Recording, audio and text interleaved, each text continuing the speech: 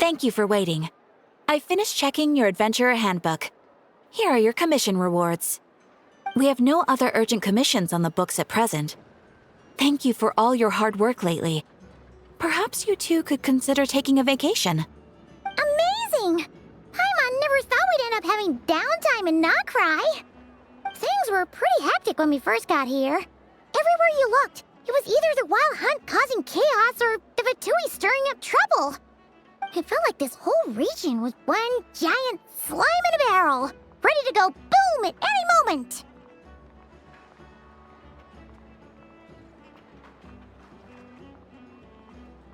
Sure have. Things were looking pretty dicey, but in the end, we managed to turn it around. Whoa! Paimon just got deja vu! Oh, that's right. It's because we've done this like a million times now. Yes. Are you two aware that the Moon Prayer Night is soon to take place? Oh, yeah! Llama told us that was coming up soon. Wait, why do you mention it, though? Do people in Nasha Town celebrate it, too? Paimon thought it was just for Moon Goddess worshippers. You're partially right. Most people in Nasha Town just see the festival as an opportunity to do business. They do not concern themselves with the religious element. The festival was first celebrated by the Frost Moon Scions. On this day, they would wear moon prayer blossoms and celebrate the birth of the moon goddess through song and dance.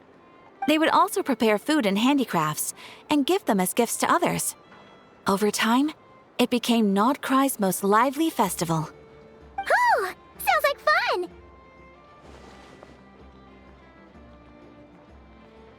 Great! Well, in the meantime, since Catherine doesn't have any commissions for us, let's focus on some personal business instead. When we first got here, you mentioned that this was where your spaceship landed? We didn't get to follow up on it at the time, because we got wrapped up in that whole rare air situation, but now we can finally start investigating it properly. Well, there's a saying Paimon's heard around these parts, which goes, if you lift up a rock, you'll find something you weren't looking for. By that logic, you'll never find what you're looking for while you're searching, but the moment you stop looking, it'll jump right out at you. Could be worth a try though, right? Anyway, Paimon suggests we focus on other stuff we want to do for now, and just keep an ear out for spaceship-related intel as we go.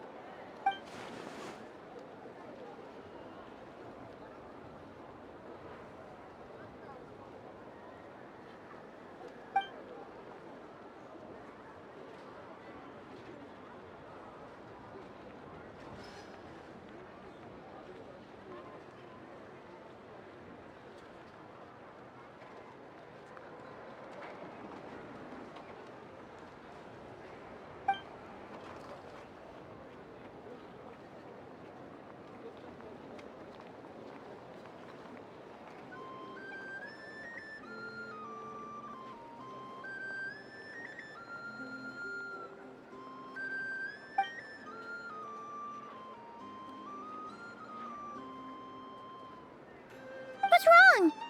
You look super serious all of a sudden. Huh?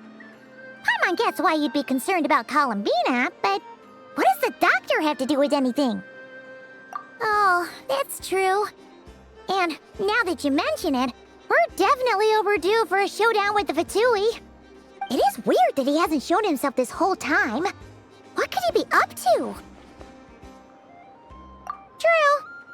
Paimon would much rather deal with Marionette anyway.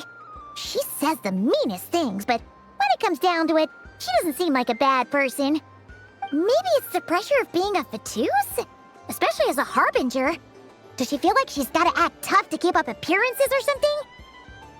But then, every time we headed out with Rarier, she always wound up having to repair Polonia and her other robots. That's gotta sting. Losing face always hurts more for people who care a lot about their image. She's probably still furious about it. What? Relax, she's not even here. Huh? What's the matter? Oh, nothing. Sorry, we'll be on our way now. Where are we again? Oh yeah, Columbina? Right, yeah, let's go see Columbina.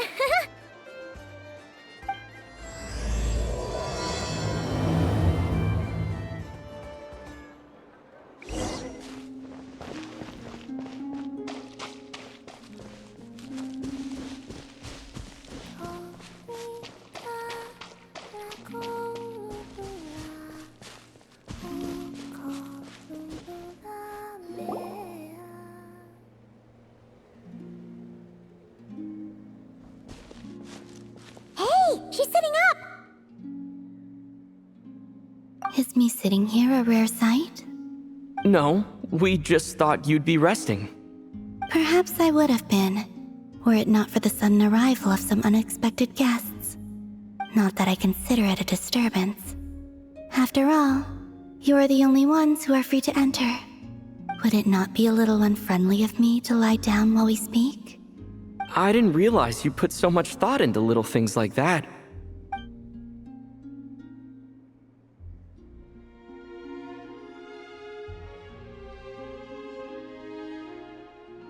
Only sometimes.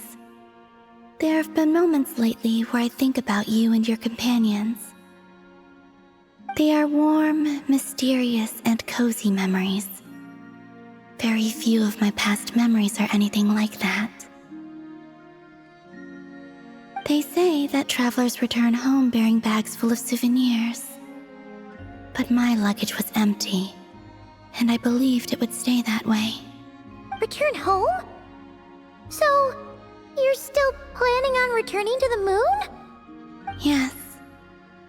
This planet continues to reject me, reminding me that I do not belong here. If I remain in Teyvat, there will come a day that I disintegrate. And I don't mean reduced to dust or turned into food for the flowers. I mean, I will cease to exist entirely. Alright then. Well, we're sure gonna miss you. But it sounds like we'll have to say goodbye. How do you intend to return? The moon prayer night is soon to arrive. On that day, the moon will be closest to Teyvat. The Kuvaki in this land will reach its peak at that time. I merely need to grasp the tide, and with relatively little effort. Oh, Paimon gets it! It'll work like a slingshot! You make it sound like she's gonna get blasted up to the moon. If I did that, I suspect I would crash into the false sky. I will be using a much gentler approach. But I do like the analogy. It's fun. You see? She gets Paimon's sense of humor. In the blink of an eye, the time has come to part ways. It does feel that way, doesn't it? Time seems to fly fastest when you are enjoying it. I have always thought of myself as a wanderer on this earth, and it has never expressed any desire to keep me here. Yet, just as I plan to depart, it tugs at my arm. Is this a gesture of affection? Or is the world mocking me? Oh, were you hoping I can answer that? Yes, you are a traveler, so you must have a lot of experience in this area. Then, what I would say is, enjoy the moment. That's right! Don't overthink it! Happiness is happiness and joy is joy! The point is to enjoy it, not analyze it! I see. Then what I would say is, even though I am very tired right now, I am still happy. I can't tell from the tone of your voice. Oh, really? You don't think I sound happy? I'm just kidding. I could tell you were in a good mood today from the moment we saw you.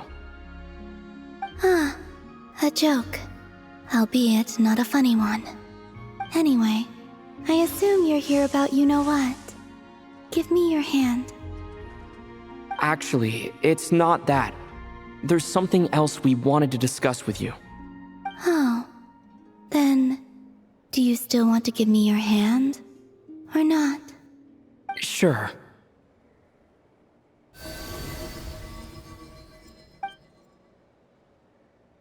Thank you. So, I've heard that in the moon prayer nights of the past, people here would hold celebrations in the moon goddess's honor. Since you helped so much in our fight against the Rehir of Solnari, I think you deserve a farewell party before you return home. I haven't asked everyone else for their opinions on this yet, but I'd like to invite you to join the upcoming moon prayer night. I've never joined a moon prayer night before. I'm not sure what I would even do. Oh, don't worry about that. We take care of everything. All you need to do is show up. Of course, there's no need to force it if you're not feeling strong enough. It's just, this kind of felt like a golden opportunity. But they call me Kutar, and the Fatui have an arrest warrant out for me. I shouldn't appear in public right now.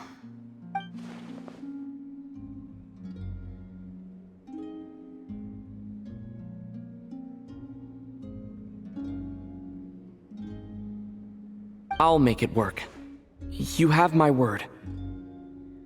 Yeah, we got your back. Well, he does. Paimon's actually not too sure what he's planning. All right, if you're sure. I will not refuse your invitation. I suppose it wouldn't hurt to pack a few more sights from this world into my suitcase before finally learning what my homeland looks like. Oh, if you see Lauma, please tell her that my answer to the question she asked me is neither yes nor no. Rather, it is, there is no need. That was kind of cryptic, but sure. Guess it's between the two of you. We'll pass along the message. Bye for now.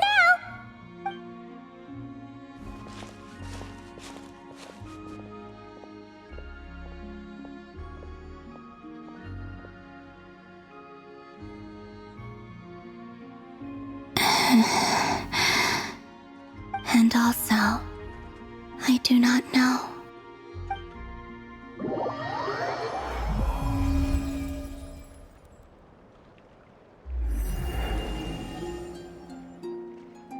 Since she's agreed to join the festival, let's go see who else wants to take part.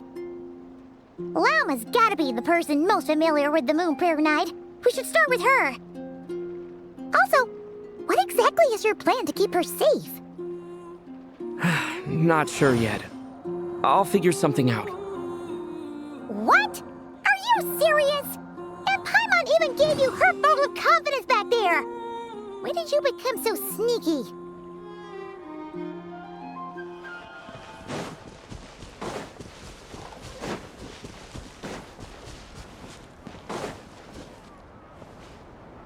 Hey, Lauma! It's us! Huh? Varka? What are you doing here? Beats me. I had a bit too much to drink last night, and when I woke up, I was on Hisi Island. Mr. Varka is helping to oversee Nasha Town's preparations for Moon Prayer Night. He is here to go over some details regarding the decorations and custom cloth designs. Right, yeah, that too. What do you mean, that too? Yes. Celebrating this festival is a long-held tradition here in Nod-Krai. On this day, the crescent moon at the top branches of the verdant crest turns into a full moon, and the moon prayer blossoms bloom with a special radiance. Our people take these to be blessed omens. It's an especially welcome event coming off the back of all that nasty business with Rare. Everyone got put through the ringer recently, and now they're looking to turn their fortunes around. The big shots in town all agree that a big, lively celebration is just what we need to rebuild people's faith in this place. No wonder Catherine said the people weren't so bothered about the religious element. That's right. It's become more of a local custom by this point. The celebrations have little to do with whether the religious stories behind this event are true or not.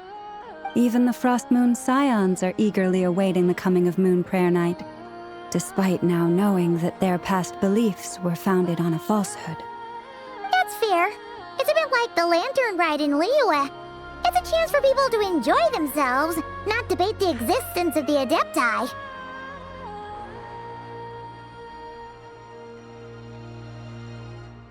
Oh, one other thing! We just went to see Columbina. We went ahead and invited her to take part in the festival this time. Hope it's okay. Wait, so...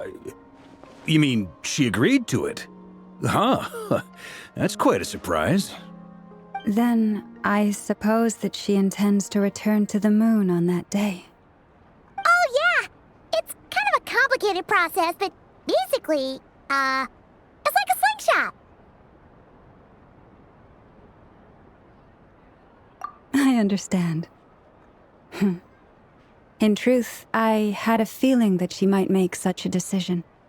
Well, if Kuthar has decided to participate in the festival, we should prepare accordingly. Yeah, exactly. She was saying how it could be risky for her to show her face in public. We were wondering if there was any way we could hide her. Unfortunately, the people who carved the statues did an excellent job of capturing her likeness. It will be very challenging to hide a goddess whose face everyone is so familiar with. Darn! We may have bitten off more than we can chew here. Nah, don't sweat the small stuff. We can handle that. Huh? Are you saying you have a plan? Not as such, no, but the most important thing with a festival is to keep the mood light and your spirits up. You can't go preparing for a festival with those long faces. You'll never convince anyone to enjoy themselves. The Mondstatter spirit is strong with this one. As it happens, I agree with Mr. Varka. Let's start by making our appreciation for Kuthar the beating heart of the festive atmosphere. And who knows? Once we get the ball rolling, perhaps everything will just fall into place. Hey! Did you catch that? Llama said the thing! Or close enough, at least.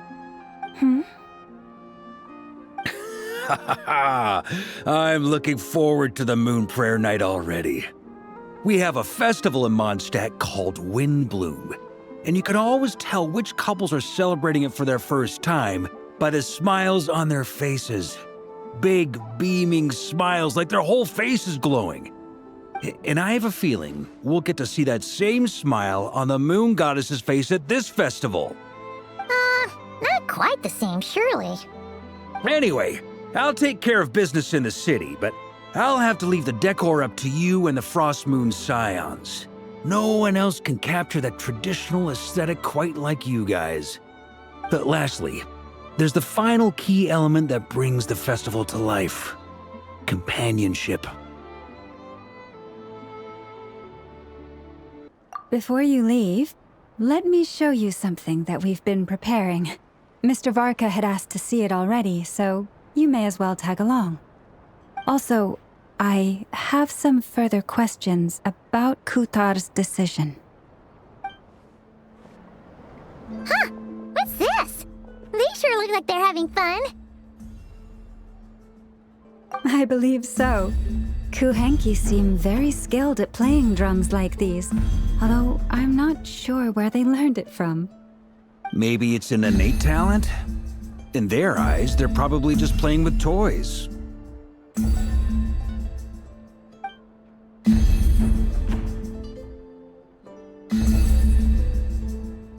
Wanatar! You want to play too?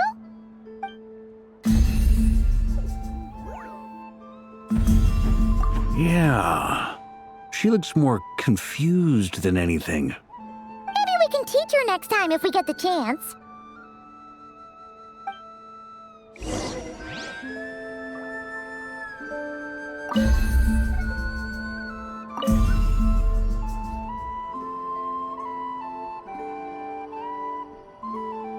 Boats are made for transferring commodities back and forth. Come across Liua tend to stay a while. So it is where many things come. What are these floaty things? Moon veils. We hang them from buildings in the city during the festival. When you look at the sky through them, it creates a lovely misty effect.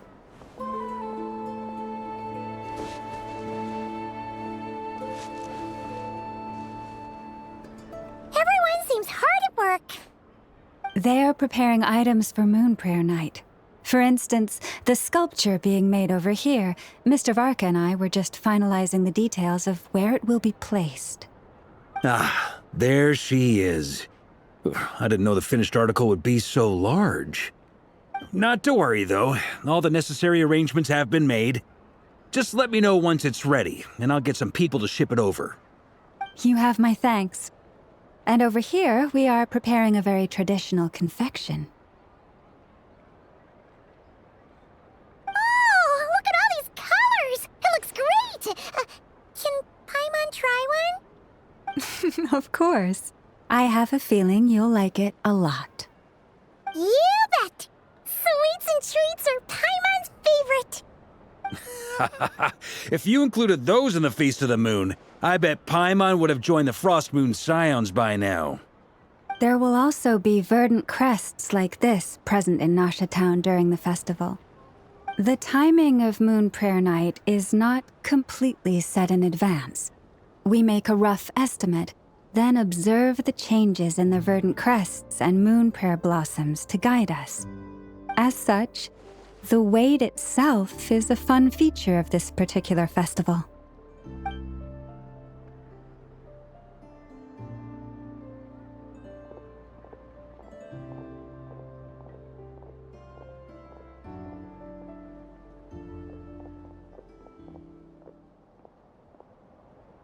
Let's talk here.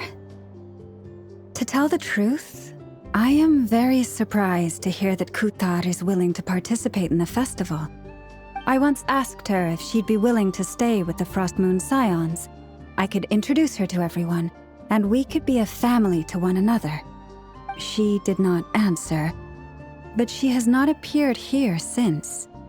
I took this to mean her answer was no, but if that were the case, she would not have accepted this invitation.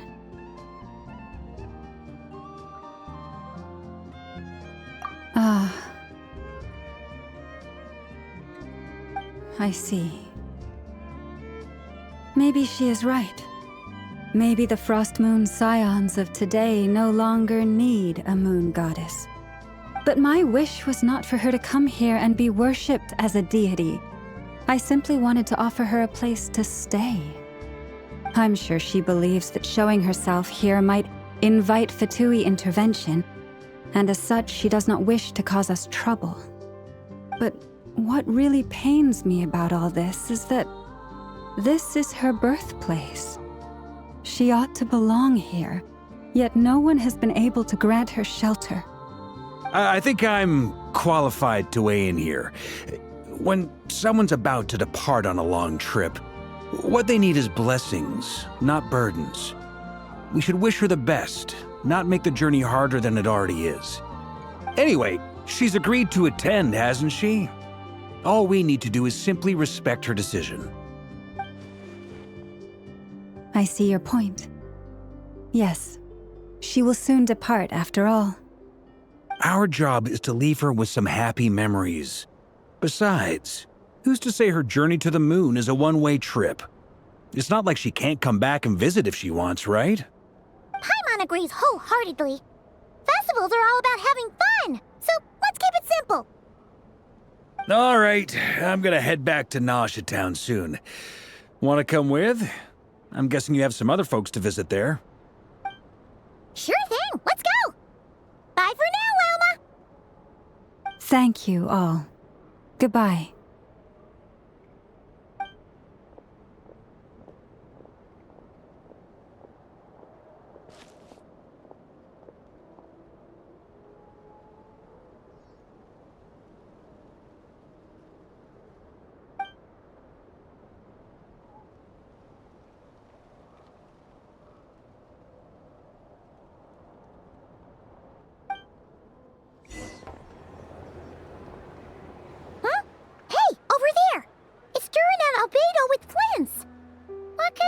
Chatting about?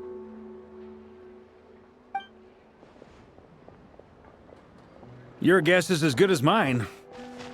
Ah, Grand Master, and the Traveler and Paimon. Hello there. It's been a while. Perfect. We have some new volunteers for our investigation.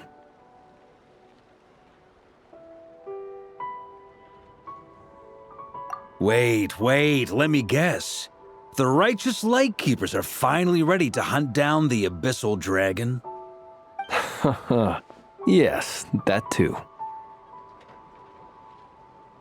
Yeah, right. Oh, wait. Why does everyone keep saying that too? Well, to be precise, the facts match, but not the causality. Wait, so I guessed right? Half right. Don't act so impressed with yourself. Maybe I can explain. We ran into Mr. Flint's north of Nosha Town. At that time, we just noticed a few abyssal creatures out in the wild, but the strange thing was, I didn't detect any traces of abyssal energy on them at all. On closer inspection, we realized that they were not real monsters, but something akin to reflections in the water, or perhaps a mirage. Huh? What do you mean? Like, you could see them but not touch them? Exactly. It was very peculiar. They roared and tried to attack us, but we could not make any physical contact with them.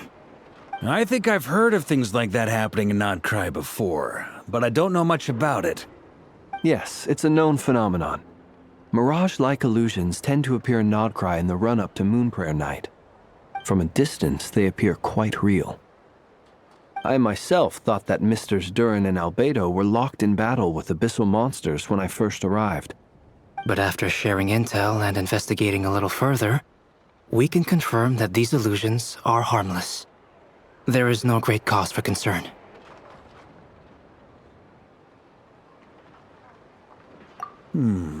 All the Mirage stories I've heard are either animals, rocks, or small houses. Abyssal monsters, though? That's a first. It's a first for me, too. So I'm planning to look into it further just to be on the safe side. I intend to inspect a few more locations. What about you two? Any plans? Alice contacted me a few days ago. She'd like me and Durin to assist her with an experiment. But we lost contact shortly after receiving the message. I'm sure that comes as no surprise to anyone familiar with her. We don't know when the wind will blow, yet when the wind blows, we will know. That, in a nutshell, describes how Alice operates. Yeah, that tracks. Okay. Well, I suggest we investigate this Mirage business in the meantime. It's piqued my curiosity, and I'm pretty sure I know someone who will already be 10 steps ahead of us. Well said. Right? Whatever's happening in Nod-Krai, she always seems to be the first one to know. Let's go see what she knows. We can invite her and her staff to the festival while we're at it.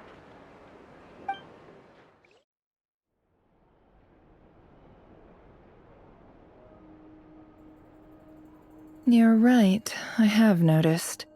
There's certainly something a little fishy about this situation. Only a little, though. Records indicate that this phenomenon can occur in the days before and following Moon Prayer Night. That said, it has always been a rare sight in the past. The odds of encountering these phantoms are similar to looking up in the night sky, happening to see a shooting star, and managing to make a wish before it disappears. But this time, either everyone's getting lucky, or they're appearing far more frequently than usual. Yehoda's out gathering intel as we speak. In the meantime, let me check off some points of interest. First, the Abyss. The ones we saw seem to be abyssal monsters. Indeed. But we have identified one location where many more of them have made an appearance. And not just monsters, but human phantoms, too. Given the scale and nature of the phantoms, it's almost as if someone's last memories are coming to life. Or perhaps the memories of multiple people. Oh. So you mean the phantom monsters are hunting down the phantom humans? Exactly. The phantoms can interact with each other, but we have no means of intervening. In addition, some of the human phantoms would seem to be from the very distant past. This is clear both from the clothing they wear and the stories they tell. They claim to be from Hyperborea, a name which I've heard from Lauma before. If this is true, it means they must be from 6,000 years ago. Did Paimon hear that right? 6,000 years? It sounds like this merits further exploration. That'd be a big help. I'll leave it with you, Albedo. My knowledge of ancient history is non-existent. I used to doze off every time the pre-Knights Favonius era came up in class. It's quite a miracle that you were able to understand these phantoms' speech, given how long ago they lived. I suppose you're right. But I'll leave the archaeologists to ruminate over that conundrum. As an intelligence broker, my sole interest is in the value of the information I gather. Which, in this case, hopefully means earning myself some good favor with our dear Lady Moonchanter. So calculating. Whew, this intel broker logic always catches Paimon by surprise. Sounds to me like we could split the work up. I think the abyssal phenomenon is best left to Albedo, Flints, and me. Agreed. It coincides with my duty as a lightkeeper. For my part, I'd like to understand the abyss better. Even a little knowledge would go a long way. This is certainly a rare opportunity to study the abyss. But even rarer, perhaps, is the chance to make contact with the ancients. The Curatorium will take the lead on investigating the Hyperboreans. We put in the work to learn what we know so far. It seems only fair that we get some quantity of exclusive intel. That just leaves our trusty team of 2 unassigned.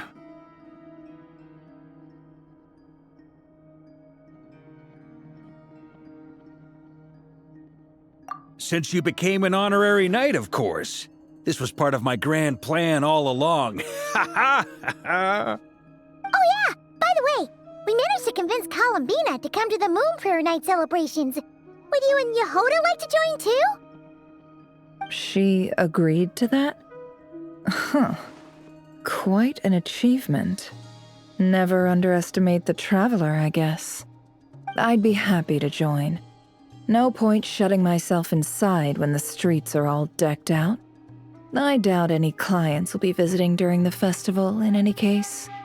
And Yehoda loves a party, so I'm sure she'll jump at the opportunity. No. No. No. No. No. No. No. No. No. Way to contradict me in front of... Wait. No, that's not what I have bad news, boss. So many people. All right, everyone inside, quick!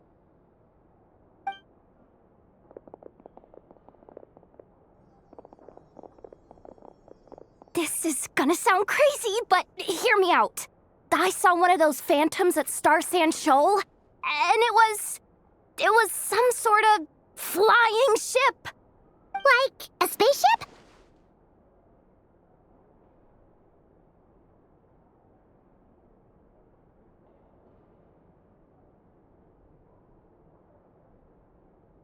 That's gotta be the one you came to Tibet in. You said you saw the same thing through the moon marrow, right? Huh? You already know about it? Ugh, I thought I was gonna blow people's minds. Turns out I'm the last to find out. Wait, back up. You came here in a spaceship? Now my mind is blown! What's it like on the inside? Was it like flying through space? I want to know everything!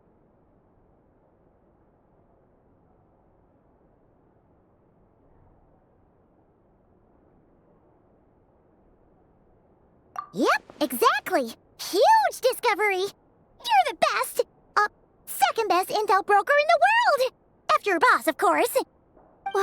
Wow. Really? Well, I don't know if I'm all that, but... I guess that decides where we're heading next. Come on, don't look at me like that. I know the spaceship doesn't have anything to do with me, but you don't want to leave me as the only one twiddling my thumbs, do you? Please? Fair enough. You can tag along. In that case, let's meet back here to discuss our findings once we're done. I wish everyone a productive investigation. You too!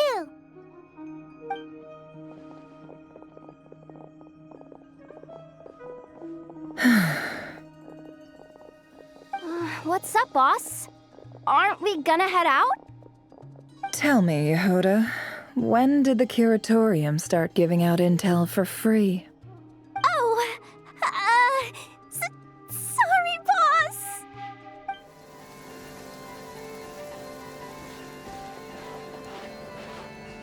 Well, what do you know? Yehuda was right on the money. This Phantom really is your spaceship. But that's so weird. Why would it show up here? Is it some kind of projection? Or a ghost? Like, maybe it no longer exists, but somehow it left an afterimage?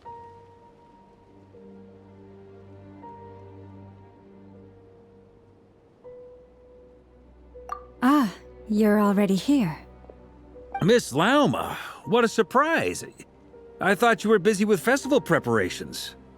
I was, until one of our people informed me that a strange sight had appeared at Starsand Shoal. No one's ever seen something quite like this before. I thought I should see it for myself. Same here. Oh, so we heard that these things appear around the festival period. Any idea why that is? Unfortunately not. We have very limited information about them, since they can't be interacted with. And no human phantoms have ever made an appearance before now.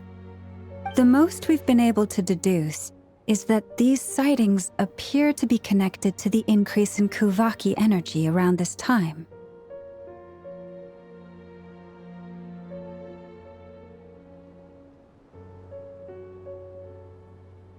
Yeah, seems like that's all we can do. This is all so confusing. Allow me to lend you a hand.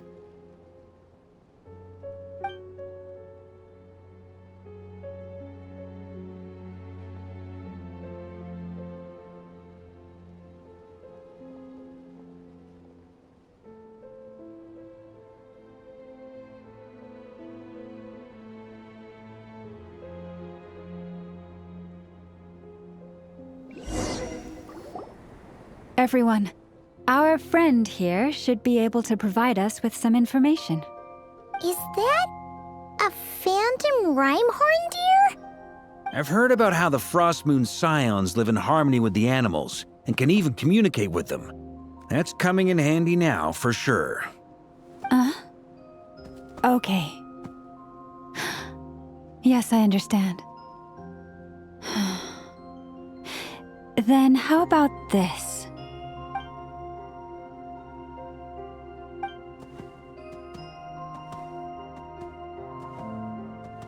Oh, it's leaving.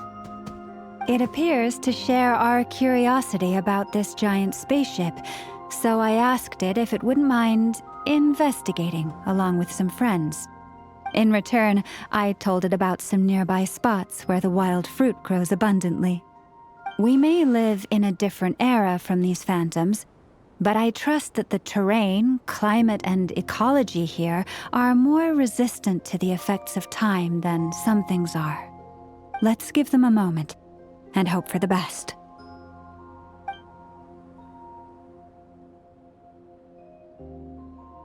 All back together? Must have been a lot of fruit. Indeed. Now let me ask them some questions.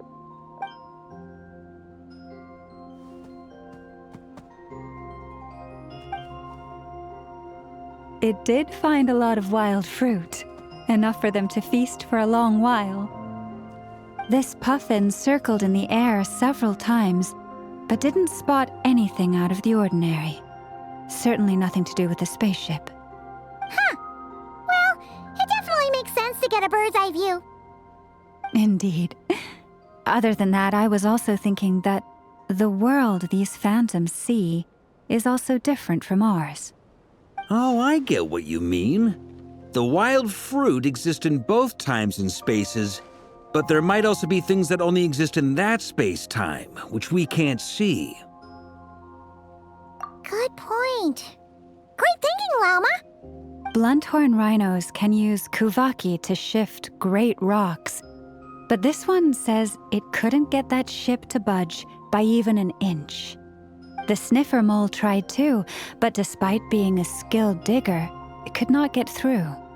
They say that the spaceship looks robust and undamaged. It seems completely impervious to any and all attacks. Whatever lies within is well defended from harm. So, just like us humans, there was nothing they could do about this spaceship either. Yes. Still, they deserve our thanks. We are grateful for all your efforts, dear friends. Now go, and enjoy your feast. I've noticed some other human phantoms gathered nearby. Come on, let's go talk to them.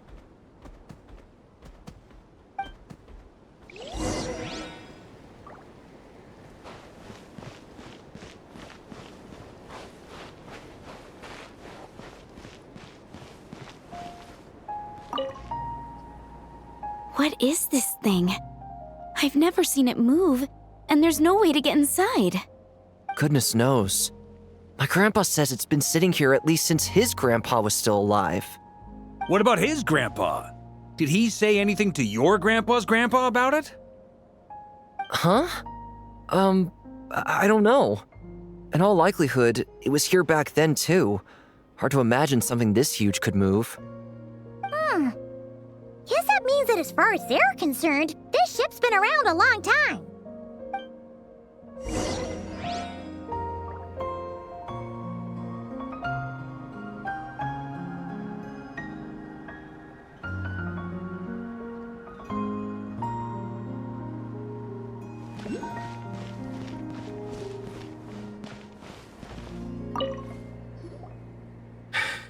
Come on, brothers. If we can get even a small chunk off of this thing, it's gotta be worth a fortune. Today is the day we strike it rich. Huh? You mean Paimon? Yes, brother, I shall join you. Let's make our fortune. We should go with them. What the? This thing is crazy tough. I can't even scratch it. What's it made of? Sorry, brother. Looks like we'll have to seek our fortunes elsewhere. Enjoying yourself? I was just seeing if I could influence this phantom's perception by playing. But nope, no dice.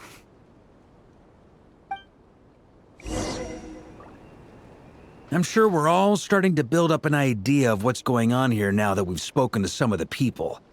These phantoms are reenacting real historical events in Nod-Krai.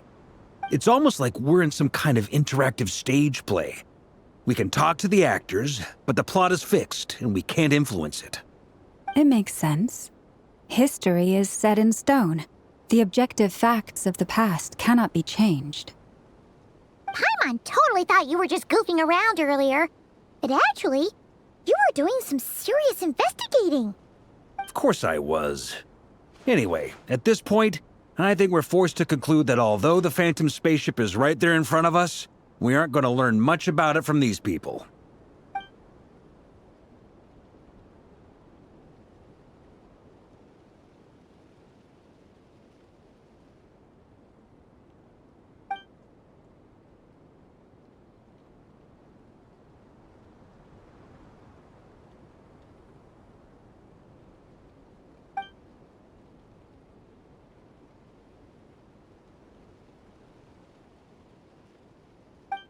Don't be discouraged. If nothing else, this is proof of the ship's existence. And think about it. So many people tried to hack their way inside, but no one could get the door open. It's made of very tough material. To me, that says that we'll either find the ship itself or the story behind it. It's just a matter of time. Huh. Every now and then, when Varka gets serious, he actually does seem like Grandmaster material for once. I wonder how the others are doing. Let's head back for now. Sounds good. Also, drinks are on me if Team Knights of Favonius is the first to finish. Wait, we have a team name now? Am I in Team Knights of Favonius as well? You're very welcome to join. We've even got a cathedral ready for you. Isn't that technically blasphemy? You wouldn't dare make a joke like that if Barbados was in earshot. Nah, I'm sure Barbados doesn't mind a little harmless blasphemy once in a while.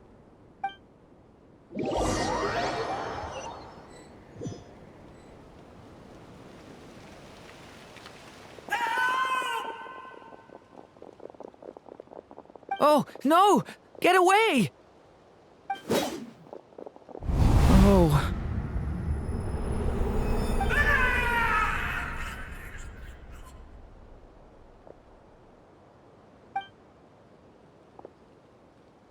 I know it's hard to stomach, Mr. Durin. But as I'm sure you've noticed, there is nothing we can do to intervene in that which unfolds before us. But we have to at least try. And try you have. But are you aware of how many unsuccessful attempts you've made now?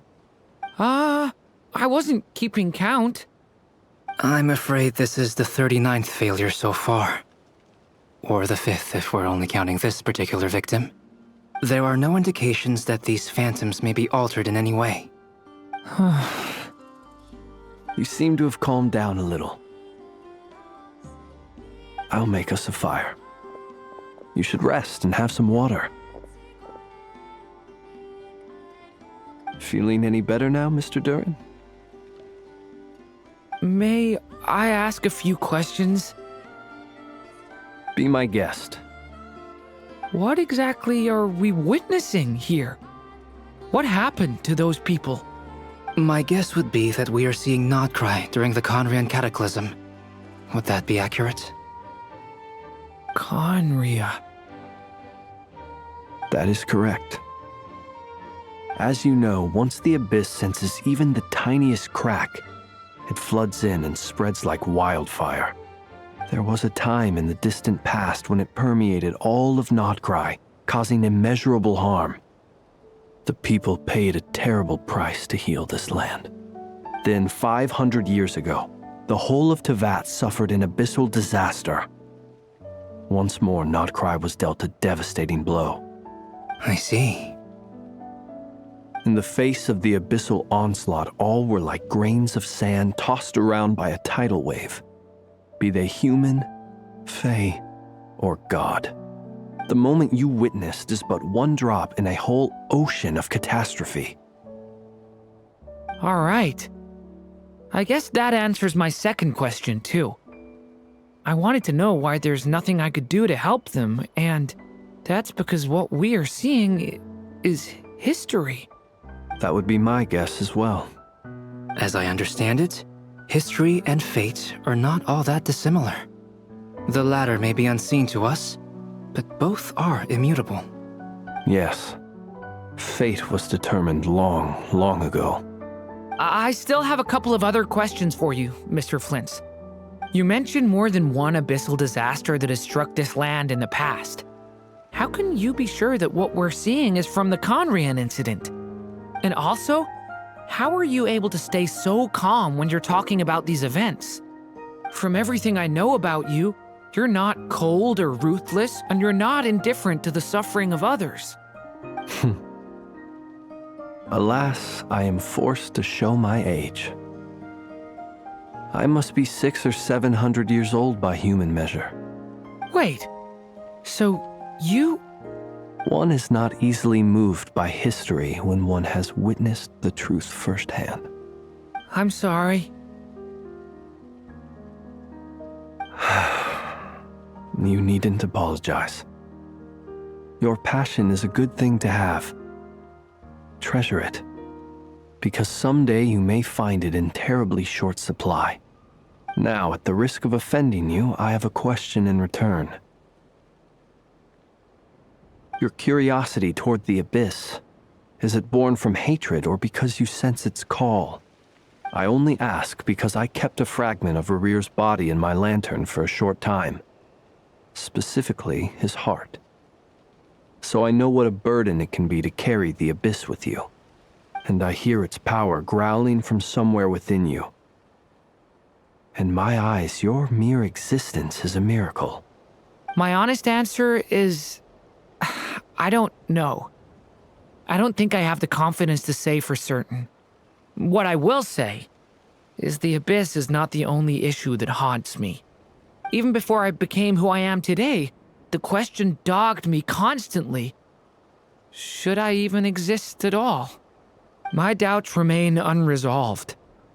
But when we fought Rerir, something became a little clearer to me. Sometimes it is the darkness within us that allows us to achieve the impossible. I certainly got the sense from your 39 attempts that you were trying to achieve the impossible. It sounds like you've resolved to see the truth for yourself. Absolutely. In that sense, he and I are quite similar. Then I wish you every success. I look forward to the day of your transcension. Well, if everyone's caught their breath, I suppose we should head back. Oh, and one last thing. I'd appreciate if you kept our discussion about history a secret.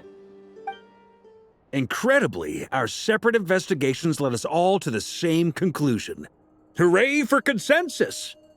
Yeah, but we barely learned anything, though. I totally thought this would be the mother lode. Talking with the ancients? I mean, come on! But nope, all we got was useless snippets of conversation. And all this stuff about moons and hyperopia. What a load of baloney. Seems like people back then had a few screws loose. I understand your frustration. We found the same issue. Each phantom only showed a very brief moment in time. There isn't much value to be found in these miscellaneous fragments of a civilization's history, no matter how glorious it may have been. If there's a silver lining, it's that these phantoms are harmless to the present reality. They shouldn't get in the way of the festivities. Paimon agrees. And not just because it's the first thing she understood in this whole conversation. You look disappointed, Nefer. Is something the matter? What do you think? We all worked our tails off, but the only one to gain anything from it was you, Lady Moonjanter. Well, please do share the Hyperborean records with me. I will gladly inscribe them in our people's documents. Oh, duh! Yeah! That was it! Hyperborea! Hyperborea. I'm serious. Only an expert in the Frostmoon Scions and their history can turn these records into valuable research material. The alternative is to let them gather dust on the Curatorium's storage shelves until the pages turn yellow. Nefer, you're wise enough to know that cooperating and sharing the profits is the best course of action here. Well, that goes without saying. Sure, let's do that. Huh? But didn't you say we aren't supposed to give out intel for free? Sorry. Shutting up. Now is not a good time to push Nefer's buttons. Anyway, back to Moon Prayer Night. I'm thinking that we should prepare something a little special, aside from the usual decorations and so on. You mean a parting gift? Can't go wrong with food. Although, does food go bad on the moon? Perhaps a lantern would be a better choice. It might be dark up there. It could prove difficult to light a lantern on the moon. Magical stones might serve that purpose better. What about a clockwork mecha model from Fontaine? I've got a whole bunch at home. I use them for fighting practice in my free time. None of these sound like things she would be even remotely interested in. But we don't interact with her enough to know what she likes. Yeah. It would really save us the guesswork if someone could find out what she's into. Wait, what the? Traveler? They're all looking at you. Great! Haha, problem solved. Now, I need to stop by Dory's. Gonna need her help sourcing a bunch of stuff for the festival. Then let's leave it there for now. We all have our own business to attend to. Traveler, if you find out what Kutar likes, let us know right away.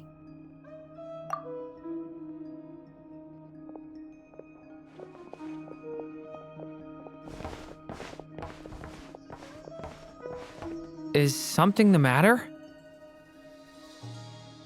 I'm fine. It's just... I'm still feeling a little rattled after witnessing the horrors of the Abyss. But it's okay. This is something I have to work through. I'll be all right. Thanks for your concern. Well, don't put too much pressure on yourself. If you ever feel like something's wrong, physically or mentally, we're here to talk. Come on. Stop treating me like a kid.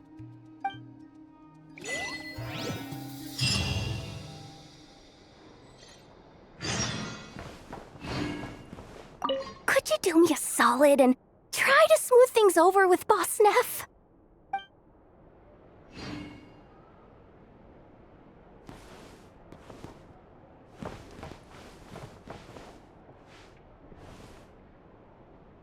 Which is why we need a lantern guaranteed to work on the moon. Yes, I have a few ideas, but the lantern itself is the easy part. The real issue is how little we know about the lunar environment. Wait, you two are serious about this?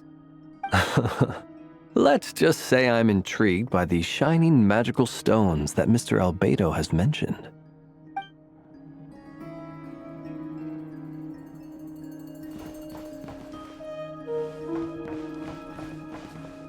Miss Lauma, would you accompany me into town? I think it'd be best if you saw the Frost Moon Scion's decorations for yourself. Very well. Let's go.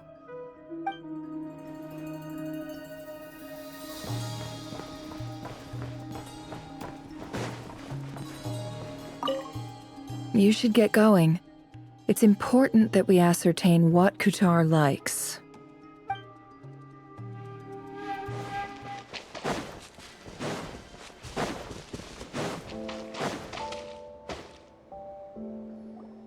Columbina, we're back!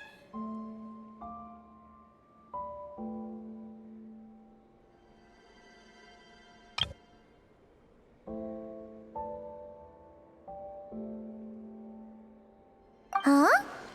She's not here. Weren't there a few Kuhenki here last time too? Where did they all go?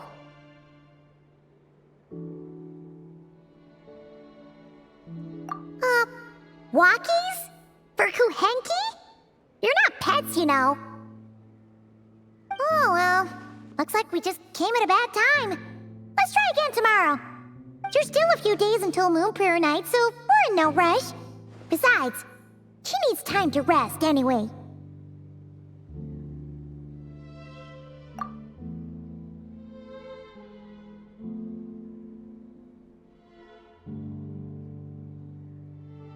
Columbina! Are you back yet?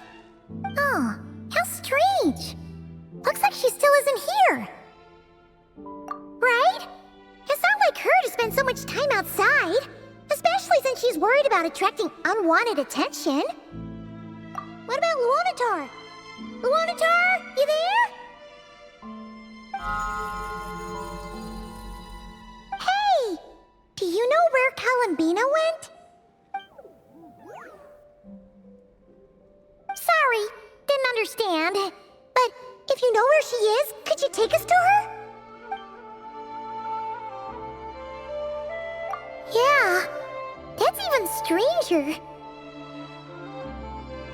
What about them? Oh, that's not good news. They change color when Columbina gets weaker, right? And they look super pale right now. Good idea. She might know what's happening.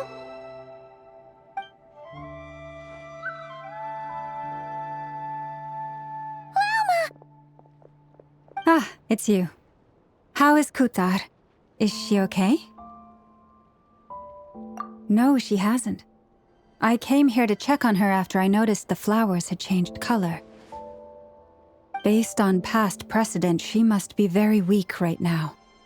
Even getting up to walk would be a struggle. It seems unlikely that she wandered off outside. Not to mention that she doesn't do that at the best of times either. So yeah, this is super weird. No. Very few people are in the know about Kutar's whereabouts. And if anyone suspicious had visited, they'd have left some sort of evidence. Come on, let's go to Nasha Town. If anyone has seen her, someone there will know about it. It's Nod-Krai's information hub after all. Makes sense. Let's go!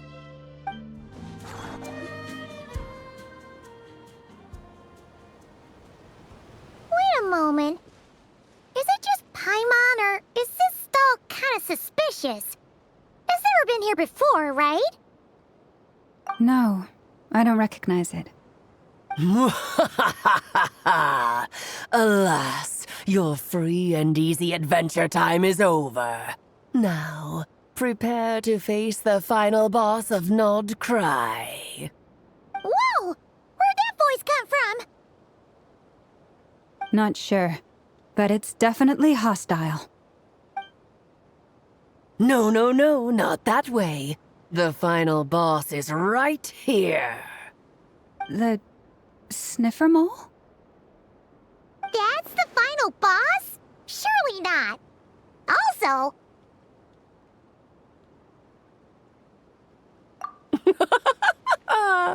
Okay, the jig is up. I'll stop teasing you. Turn around. I'm right behind you. It seems I've managed to leave quite an indelible impression, even though you've never seen my face. Ah, nothing could make a great mage more pleased with herself.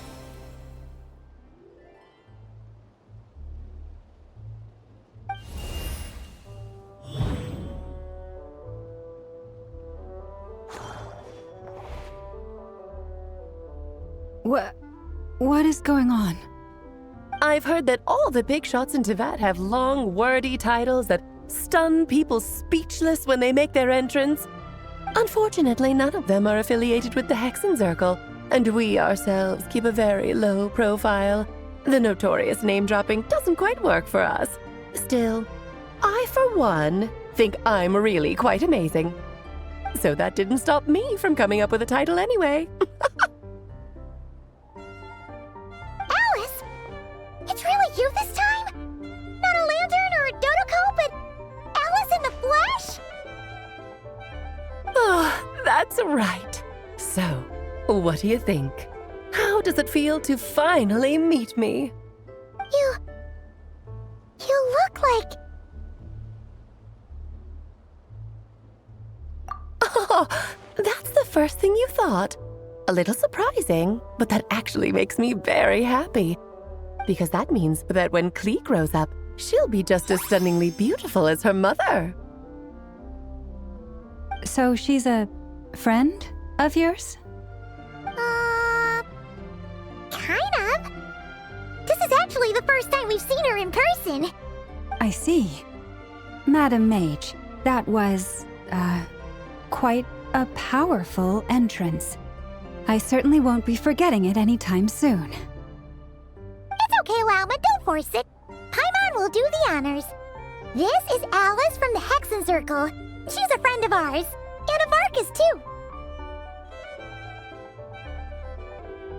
That's right! She's a good person, just kinda... unpredictable. Well, what is the human heart if not unpredictable? Hmm? If we could not do as we please, how would we differ from machines? I am Lauma, Moon Chanter of the Frost Moon Scions. It is a pleasure to meet you. Oh, I know. Before you got here, I spent a good, 15 minutes getting up to speed on Nod-Krai's present situation. In other words, I've read the whole in the last episode part, so we can skip the pleasantries. Fair enough. Well, Miss Alice, I can already tell that you have quite a unique personality. He'll get used to it. Paimon sure is. So anyway, what are you doing in Nod-Krai, Alice? Oh, I thought I told you already. This time, I'm the final boss.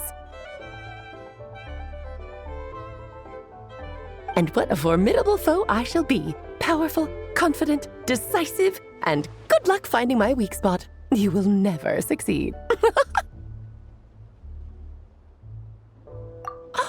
Oh, drat! My one weakness, and you found it in an instant. Fate has been dealt a devastating blow. Thus falls the great Dodo King. Why are you playing along with this nonsense? For funsies, of course. What's wrong, Paimon? Are you disappointed in me? Am I a gigantic letdown? No, it's just... you seem like a busy lady. And this is the one time you've shown up in person. Paimon figured it would be for something more high stakes than just goofing around. You're quite right. I'm here in Nod-Krai because something big happened. Something big enough it caught the attention of the Hexen Circle. It concerns the 3 moons, Tevat's borders, and of course, the moon goddess you are currently searching for. Kind of. Why don't we discuss this over a pot of tea? My main reason for coming on this trip to Tevat was, of course, to have some fun. But I do technically have a job to do as well, namely, maintaining the stability of Tevat's borders. I'll skip over the complicated parts, but to sum it up, abyssal energies are all that lie beyond Tevat's border. We'd find ourselves in a real pickle if they ever made it through. And the phantoms you've been seeing are a sign that the border has been disturbed. No wonder they tend to show up around Moon Prayer Night. Is it because the real moon is now so close to us that its power can cross the border? In part, but only a negligible amount passes through. Just enough to influence the verdant crests and so on. And as you've noticed, there has been an unprecedented number of phantoms appearing this year. The influence of the moon beyond the border cannot explain this. No, there is another far greater factor at play. The trilunar syzygy. A trilunar syzygy? Eons ago, before the heavenly principles came to Tevat, it was the then 3 moon goddesses who controlled the laws of this world. Oh, that's exactly it! The 3 goddesses split these powers amongst themselves, promising never to consolidate them into one singular body. This was meant to keep the world stable. But, fast-forwarding to the present, the eternal moon's marrow is with you, while the iridescent moon's marrow, which should never have appeared in this world, has been retrieved. Add that to the presence of a moon goddess in the flesh and... the power of all 3 moons is gathered here in Nod-Krai. There hasn't been an event like this since the War of Funerary Flame. And it's having a noticeable effect on Tevat's borders. Because I wish to give my darling daughter a peaceful, sunny environment to grow up in. Is that a good enough reason? Kinda sounds like you're dodging the question, but it does make sense. Well, that's one reason anyway, and the most important one. The others are a little complicated to explain. For instance, cleaning up after dearest Miss R. Albedo could tell you more about that if you're curious, but right now, I have a more important question to ask you. Why are you collecting the moon marrows? I see. Nicole told me about that legend once. Nicole? You mean Mage Anne? Oh, so you remember. Yes, of course. That was a story about fate, her area of expertise. But back to the story of our dear moon goddess. I'm afraid her intended method of returning to the moon is unlikely to work anymore. What does that mean? She may be missing, but she hasn't gone anywhere. She has disappeared.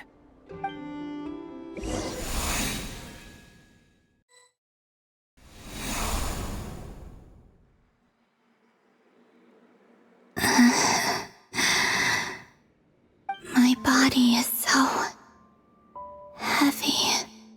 Wait, no. It's my mind that's heavy. My arms and legs are as light as a feather.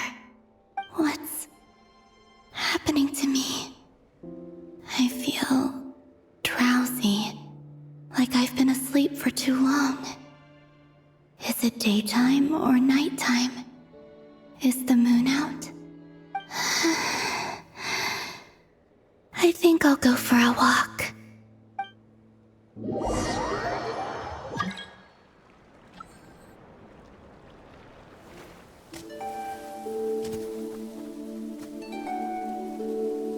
Are you out for a walk too? Huh?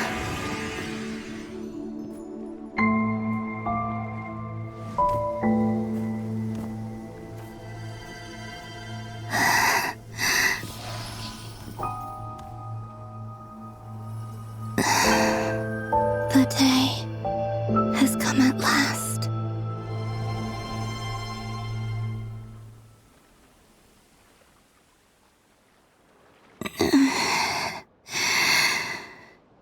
Have I grown so weak that I can't even sustain my physical form? But Moon Prayer Night is nearly here.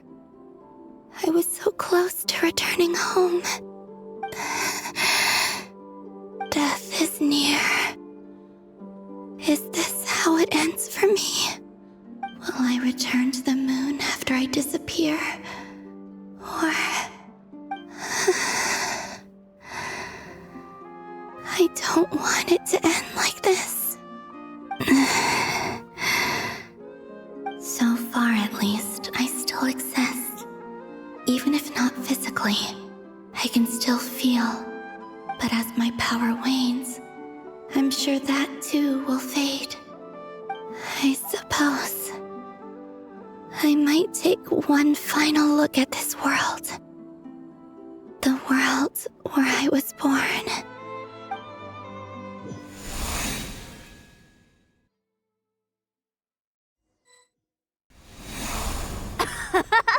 Come on, come on! Wait for me! The Frost Moon Enclave. How much it has changed since I was born. These decorations, they're so heavy. It's times like these when you kind of wish men could be priestesses and acolytes too. How fascinating. I've never had the chance to be privy to people's private lives in this way. In the past, people would get so solemn and serious the moment I showed my face. Like they were frozen stiff. Karina, Lametti, it's time to eat. Coming! I want to watch them a little longer.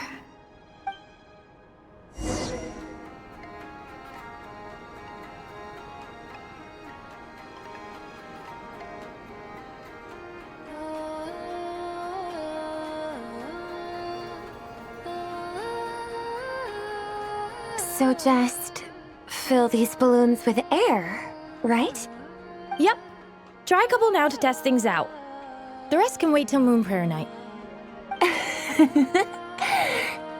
Think fast. Rita! Teasing an acolyte of the Frost Moon Scions? Surely that's a punishable offense. Take this!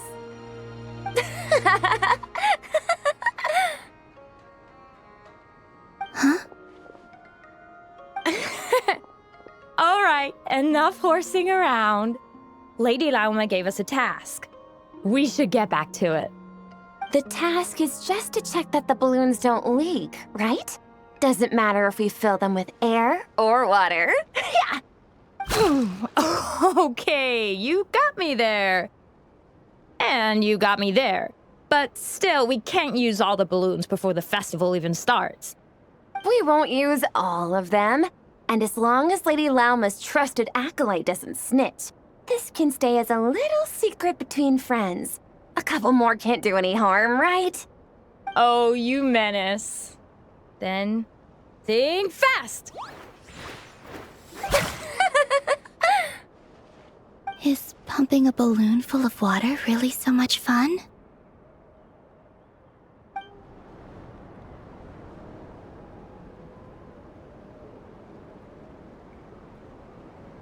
I'm sure you're both tired from playing all day. Come on, eat up. A plain, humble meal. That has always been the way of the Frost Moon Scions. Huh? How How come Lamatti got a midsummer berry dessert? Oh, I always get Lockaberry. I don't mind sharing. You can have a bite of mine if I get to have a bite of yours. They're sharing food? I've never shared food with anyone before. Even at the Harbinger tea parties, everyone just ate off their own plate. And when I couldn't finish my food offerings from the Frost Moon Scions, they'd leave the leftovers out under the moonlight for the animals to claim. Hey! That was 2 bites! Oh, then you can have another bite of mine. Oh, you too. Oh, don't fret now. Here, have some of Granny's too. So this is what it means to be family.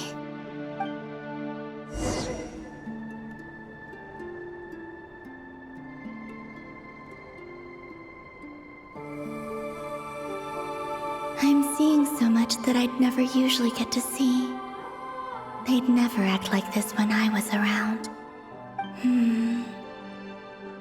It's nice, being able to just watch people in peace in these final moments. What a rare opportunity. I think I'll go take a look around Nasha Town, too. Maybe the Traveler will be there. After the War of Funerary Flame, the Moon Goddesses were no longer recognized by Teyvat. They lost the whole foundation for their existence. That's why the Moon Goddess's strength is fading. She cannot withstand the world's rejection of her. To be more pedantic about it, the Moon Goddesses did something to offend the heavenly principles, and that's why they were ousted. Something of a recurring theme in Teyvat's history. Theoretically, speaking so candidly should put me in their crosshairs too, but they can't tell me what to do. I'll say whatever I want. Anywho, the Moon Marrow energies were but a drop in the bucket for her, and that battle against the Ray Hair of Solnari only weakened her further. Fortunately, it happened close enough to Moon Prayer Night when the Kuvaki concentration here is high. That's the only reason she managed to survive this long. What do you mean, fortunately? You said she disappeared. We're too late. Oh, what a headache. I thought this was all common knowledge. I guess I have some more explaining to do. Okay, buckle up. It's time for another lecture.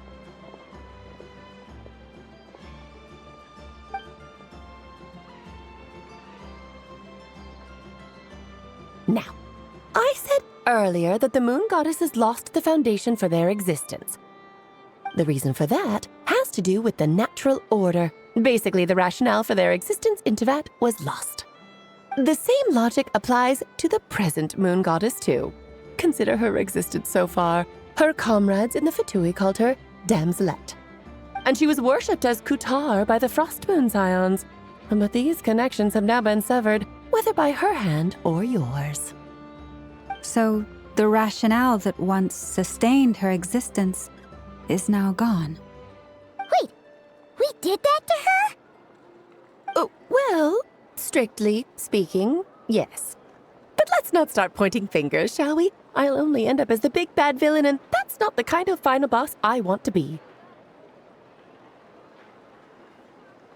Of course I do. I'm only the greatest mage in the whole entire world. Now, if you wish to find your Moon Goddess, there are 2 problems we need to solve. Firstly, we'll need to strengthen the connection between her and Teyvat, at least enough to sustain her until Moon Prayer Night. Strengthen her connection? But does that mean I'll have to rally all the Frost Moon faithful behind this? I'm afraid a bygone faith and a former home won't be of any help to her now. Do you know her name? Her name? Oh, yes. Names are very important things. A name is a fundamental concept that anchors one's entire existence. Then your first job is to find it. As a Moon Goddess, I'm sure she must have a name she identifies with. Neither Columbina nor Kutar is her true name, and she's never really accepted either of them. So, finding out her real name is enough to sustain her existence? Yes, I know it sounds like a small step, but every journey begins that way. So for now, that's all we need to focus on. The second problem is with her plan to use the moon marrows to return to the moon. Unfortunately, piercing through the false sky will take an enormous amount of power. Given her current condition, she won't be able to provide anywhere near enough power, even if she recovers her physical form. But no need to fret. Nicole's the expert in this field, and I'm sure she'll figure something out. Wait, Mage N is going to help us out too? That means we've got 2 Hexacircle mages on the case. This is turning into a pretty big deal. Actually, this is more of a side quest for me. Like you said, I'm a busy lady, so I can't stay for too long. I'll have to return to Tevat's border soon. That's the upside you get for looking out for my little Klee. Hopefully that will incentivize you to carry on keeping her company in the future. Anyway, jokes aside, you'd better get moving. It will take quite a miracle for the moon goddess's consciousness to hold out till moon prayer night. Oh, I suppose I might as well tell you where Nicole is before I leave. Off you go now. Time to meet your new friend. Oh, yes, and a little suggestion. Don't forget to mind your heads. What? I wonder how Durin's doing. I should really go see him before I head back. You really are super busy. I most certainly am. There's so many children I have to keep tabs on just in Mondstadt. Durin, Albedo, Venti, Varka. Klee didn't make the list, huh? Of course not. Klee is my pride and joy. I have no qualms about her, because she's the best child in the whole wide world. Yeah. Klee's a little angel. I'm glad you agree. Well, all the best. See you when I see you.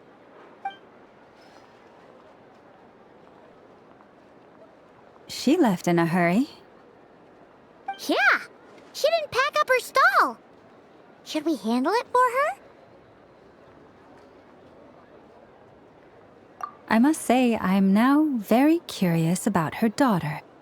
Klee, wasn't it? What's she like? That's a long story. Come on, we'll fill you in as we go.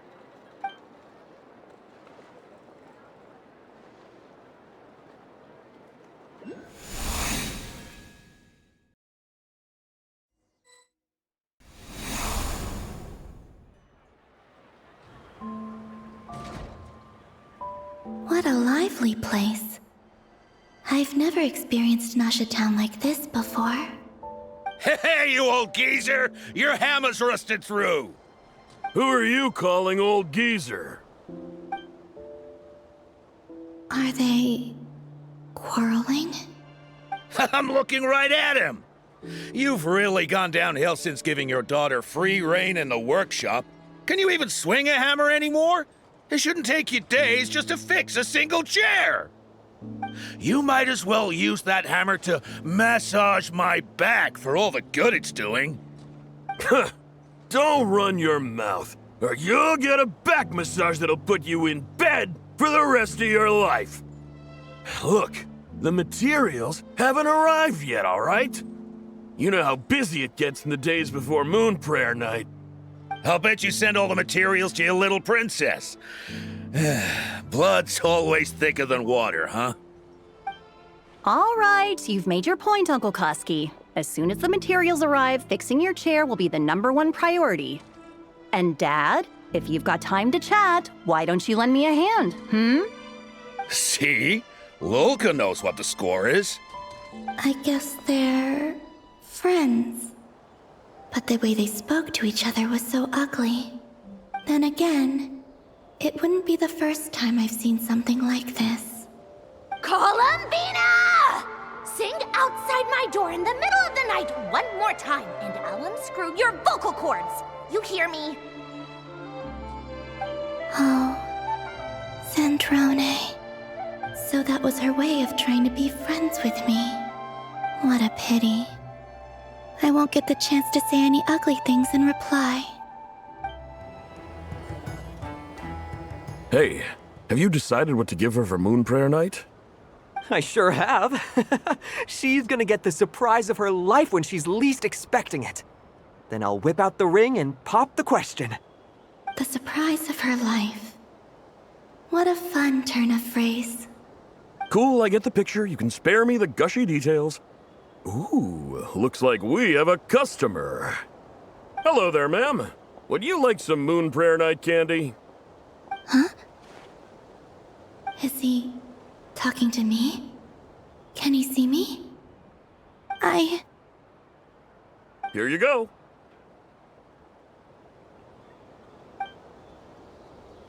Oh.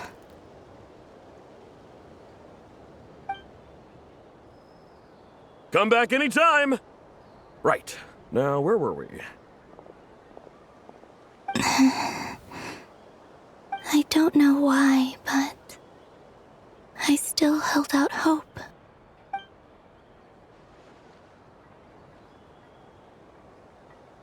The most important thing right now is to find that mage. This name thing seems super important too, but where do we even start looking? I'd better go pay the Fatui a visit.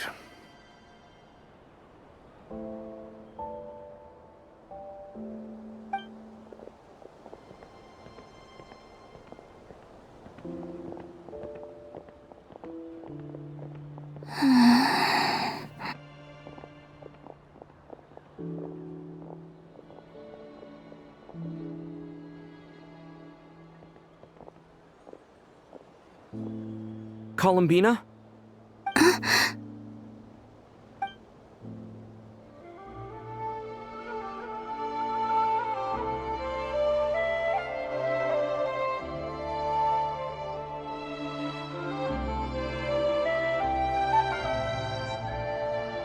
Traveler? Let's go! This is no time to be spacing out!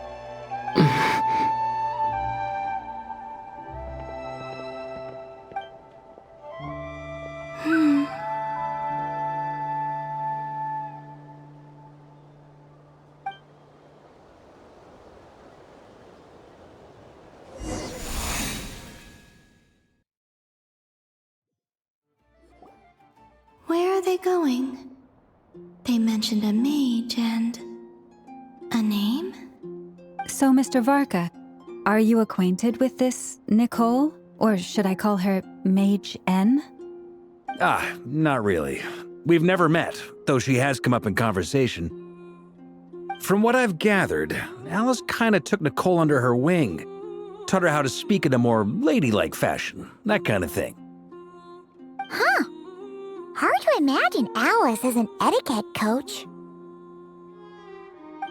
Yeah, Alice is a larger-than-life personality, I'll give you that.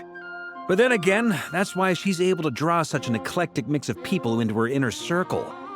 If I remember correctly, being an interesting person is actually one of her main entry requirements.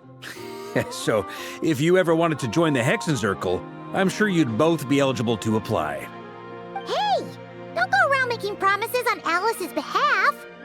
I wouldn't dare. I'm just trying to paint a picture of the Hexen Circle for you. Okay, sure. Anyway, since none of us have ever met Nicole, how are we supposed to find her? We can't just go up to every woman in sight and ask, "Hey, are you Nicole?" Maybe something she's wearing will give it away?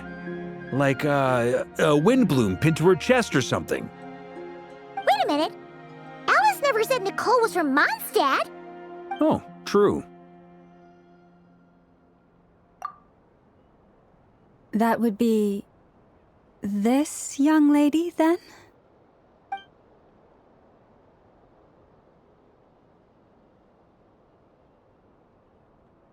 Hey there! Sorry to disturb you, but are you Miss Nicole? Varka, Knight of Boreas of the Knights of Favonius. Alice might have mentioned me before. If we got the wrong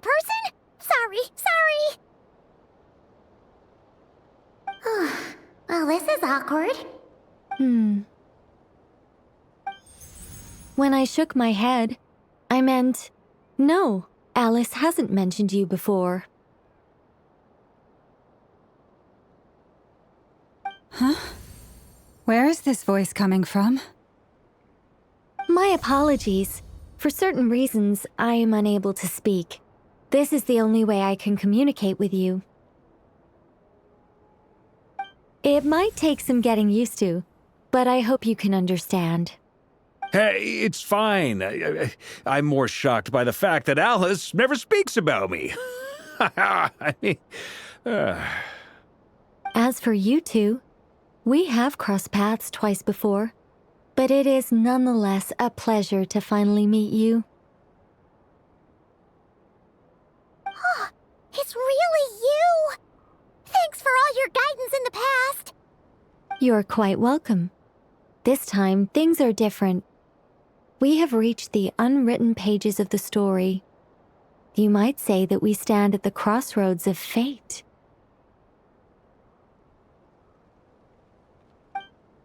Now then, allow me to formally introduce myself. My name is... No, stop! Alice! I can't believe it! I had a whole speech prepared. I'd agonized over every single word. She always picks the worst moments to ruin other people's plans. I'm so sorry about that.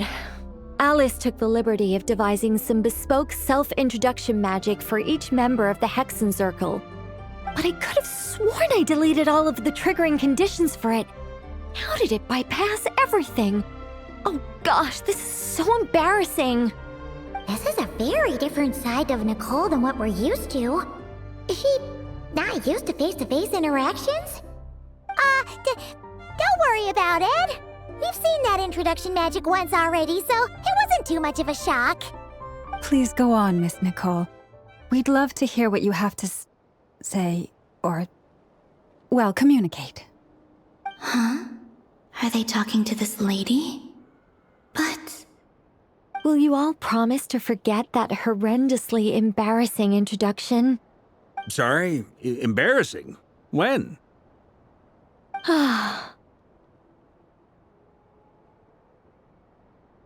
Yes, my name is Nicole, and I am one of a very few angels who have retained both their preferred form and their power. The Traveler and Paimon should be no strangers to this concept. There is another of our kind in Natlan. They call her the Lord of the Night. Right! Paimon remembers her! Yes. Well, I have retained more of my power than she. It's because I don't have a long-term duty to fulfill. To be more specific, no. We'll be here all day if I get into the specifics. Moving on. If I'm not mistaken, you are here because you wish to learn how one might reach the moon beyond the sky. That's right. Is that something you can give us any guidance on? Yes, I do know a way. It began with the Hyperboreans, who lived after the War of Funerary Flame. Blank looks. Maybe I should start with the background of the war. Or maybe not. It shouldn't be an issue. I'll fill in the gaps for you when we have more time. Anyway, after that war ended, the three moons retreated to beyond the false sky. The Hyperboreans were humans I once aided.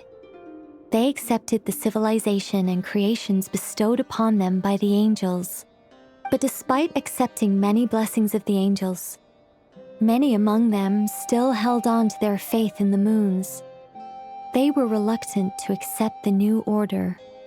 Even after the War of Funerary Flame, they sought to contact the moon goddesses beyond the sky and receive their guidance. But all three had passed away by that point.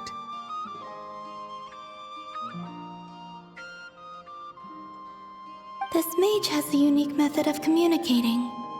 Is she talking about the moons? Yes, but they did not know. And so, still they prayed for the moon goddess's mercy. After building titanic structures that consumed vast amounts of Kuvaki, at last they glimpsed the moons and heard their voices. But of course, they were gravely disappointed, for it was then that they realized the 3 moon goddesses were dead. Oh, that's such a sad story. It is. Humanity was in a very sorry state at that time. The angels who had once aided them were gone, and the war of funerary flames had left them homeless and destitute. Just a second, I gotta ask. How relevant is all this history to the task at hand? Well, I mean, it's...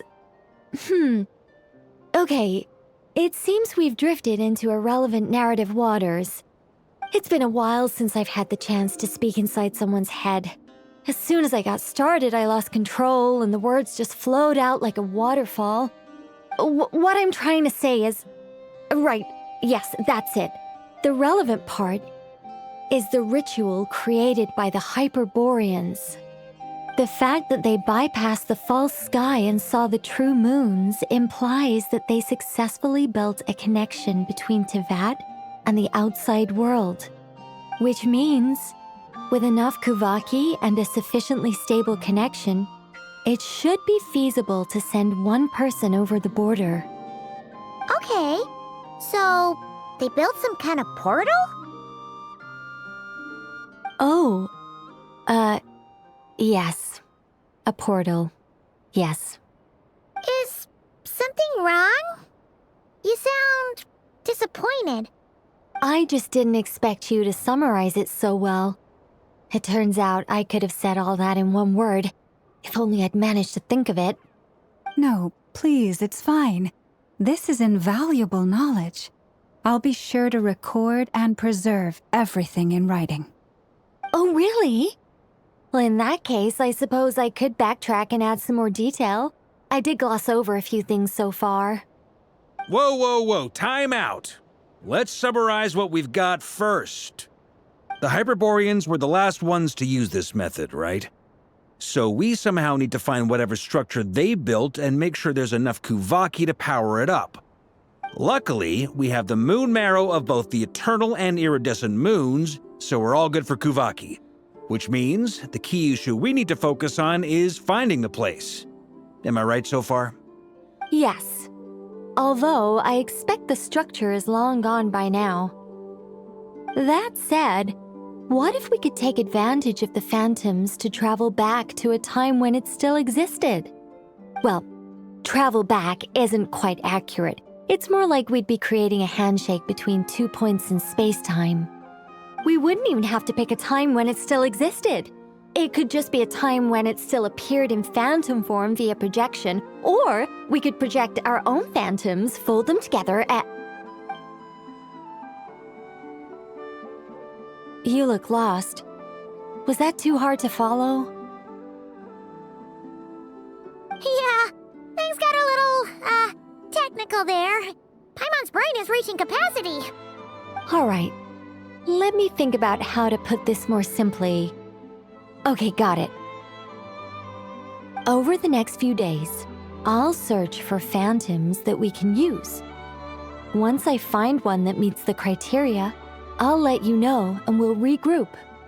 By completing certain rituals, specific individuals will be able to enter the phantom and make it to the Hyperborean structure. If everything checks out and it looks feasible, we'll just need to wait for Moon Prayer Night, and we can send the moon goddess back home. I'm really skimping on the detail here. Is this making any sense at all? I think so. For now, we'll just wait to hear from you. Yes. Basically, yes. Great. Counting on you. In the meantime, we'll focus on finding the moon goddess's name. My name? Are they looking for a way to stop me from disappearing? Excuse me, Miss... Go on, Miss Nicole. This conversation was a little all over the place. I didn't catch your name. I am Lauma, of the Frost Moon Scions. Ah, I did wonder. I noticed that you listened very intently when I spoke about Hyperborea and the moon's history. If you'd be interested, I'd love to visit you this evening and go through it again in greater detail. Also, if you were serious about making a record, it would be too risky to simply write down the raw details as is. I would suggest some tweaks. Maybe rewrite the stories as fairy tales or fables, perhaps even prayers. Anyway, we can cross that bridge when we come to it. So, see you later then? Oh, and no need to prepare anything. Just a cup of tea will do. See ya! She seems friendly. It's just... It's so nice to find someone who's actually willing to listen. I've been dying for a chance to finally go through all this systematically from start to finish. Any longer and I'd probably start forgetting it. Now Paimon gets why Alice told us to mind our heads. Ha ha ha ha! What did I tell you? A lot of quirky people in Alice's orbit. Now then, the next order of business is, where do we start looking for the moon goddess's name? Maybe the rest of what Nicole has to say might give us some clues. Once I've heard her out, I'll summarize the salient points and share them with you all. I'm also inclined to review our other documents. Yes, our faith was first established by our Hyperborean ancestors, but many of the more factually accurate records are from after Kuthar's birth. Sounds like we're gonna follow Columbina's journey through Devat, huh? In that case, we'll start by heading to the Frost Moon Enclave. Sounds like a plan. Take this with you. I'll see about getting in touch with the Fatui. It'll probably just be Arlecchino and Sandroni again. They're the only ones who would want to help. Thank you, Mr. Varka. Ha ha ha ha! Don't mention it. Honestly, I'm more comfortable dealing with the Fatui than prying into the details of a young lady's childhood. Catch you later. I should follow them, just in case there's some way that I can help. A while ago, I took the time to organize all documents in our possession that pertain to Kuthar. What you see here is the material I consider reliable. You're saying there's unreliable material too? Yes. Most of the information we have was transmitted through an oral tradition. Inevitably, some of her stories were mythologized and deified over the years through countless retellings. That's why I organized them into reliable and unreliable. There's no sense seeking answers in history unless we can ensure the veracity of the historical record. Makes sense. All right, let's take a look through.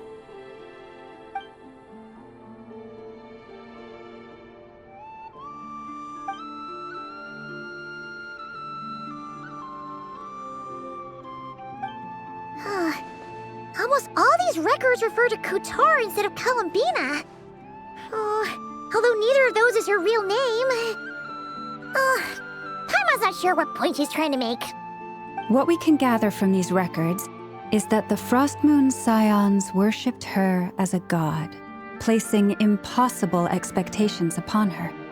I cannot fault them for their earnest faith, but for all their devotion, worshipping her day in, day out changed nothing.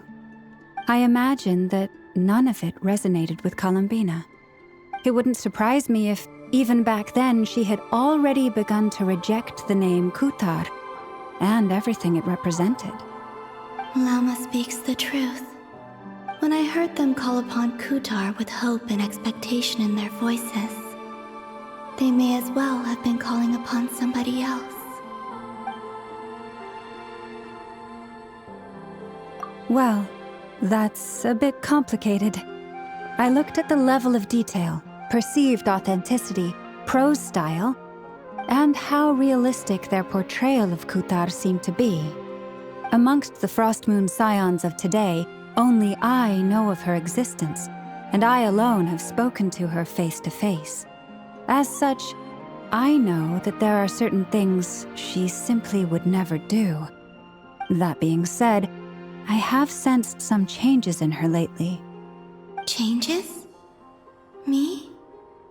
Oh, seems like this is getting us nowhere. Oh, for what it's worth, why don't we check the unreliable sources too? Sure. Give me a moment.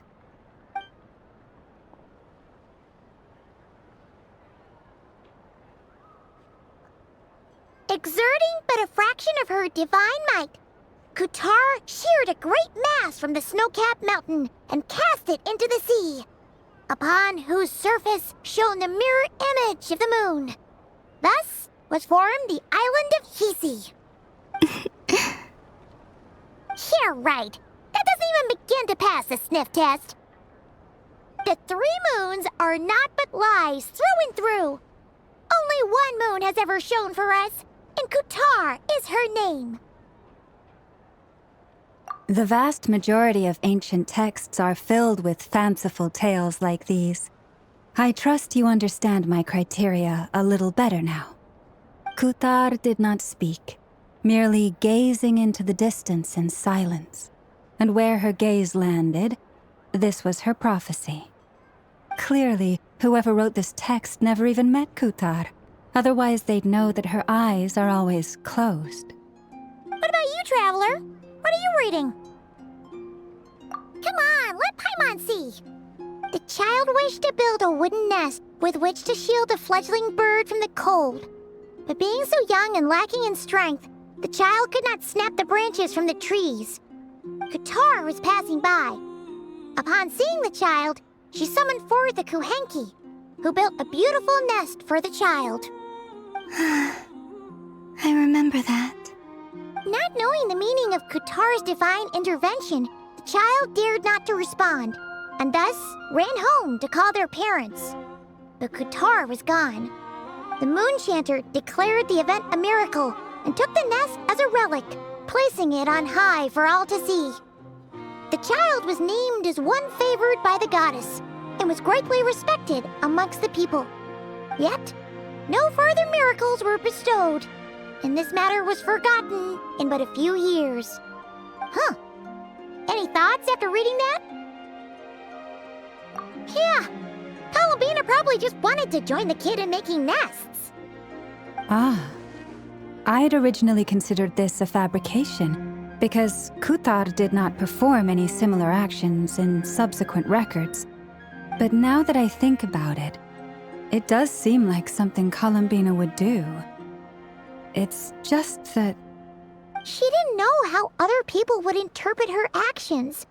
She was probably worried about making things difficult for people. And so, she gradually stopped joining in. Yes. Oh, that's so sad.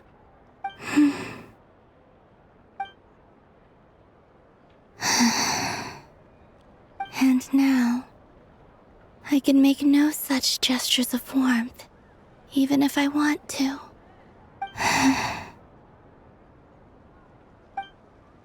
Still no name. That's a bit of a shame. But we did learn some interesting stories. That's gotta count for something. Varka said he was gonna set up a meeting with Arlecchino and Sandrone, right? Let's go back to Nasha Town and see how he's doing.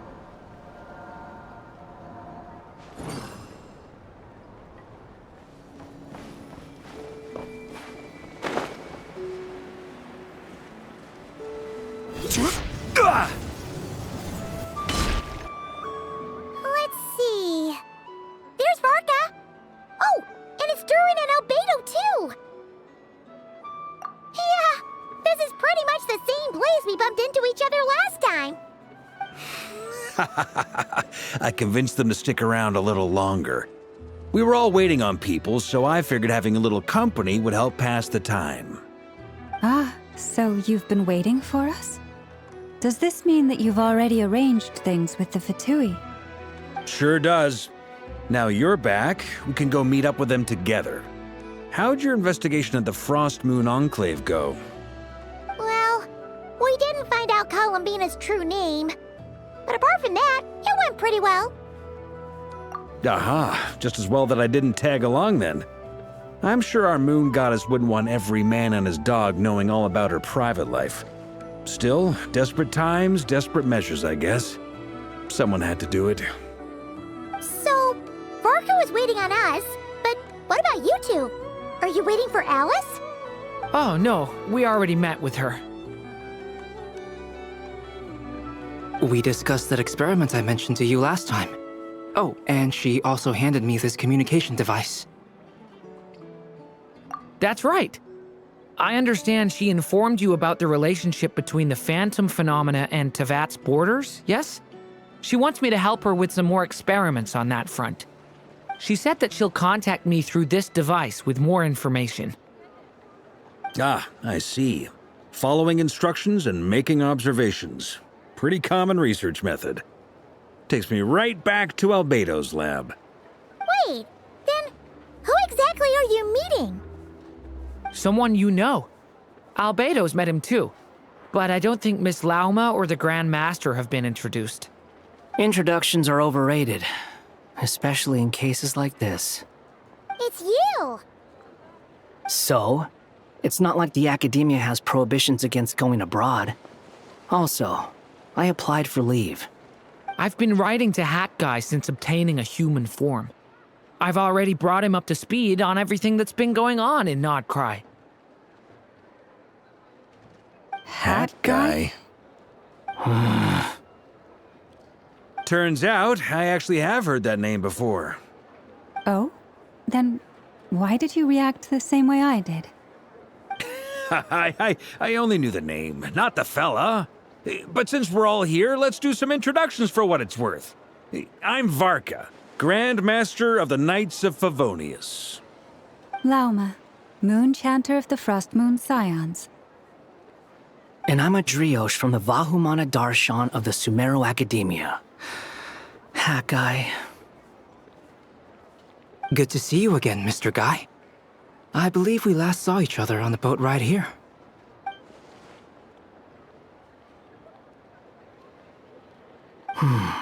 Mind you, the only reason I came here is because there's someone I want to look into. Who's that? The Doctor, also known as Dottore, second of the Fatui Harbingers.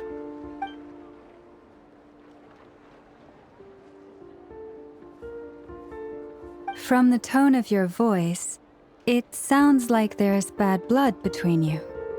I was reviewing our archives and noticed that a lot of information about him was missing. Left a bad taste in my mouth.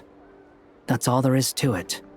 Dottore, or Zondik, as he was then known, once studied at the Academia, but he got kicked out before he could graduate.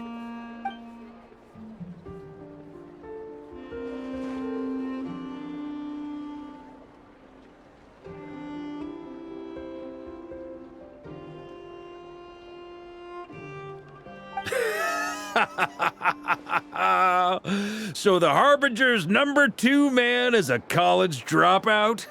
How embarrassing for them. Last we heard, he was planning something. We actually heard that a few times before, even coming to Nod-Krai, but we haven't seen a trace of him since we got here. He only appears when something interests him. For all we know, he might have left already. But the fact he did something here at all is worth noting. It'll fill a couple extra lines in his file. Why does it sound less like a file you're writing and more like a criminal record? Anyway, we were just about to meet 2 of the other Harbingers. Want to come along? You might learn a thing or two about him there. Sure. Even though they're Harbingers, well, they're old acquaintances of ours, so, you know, when you talk to them, try to be...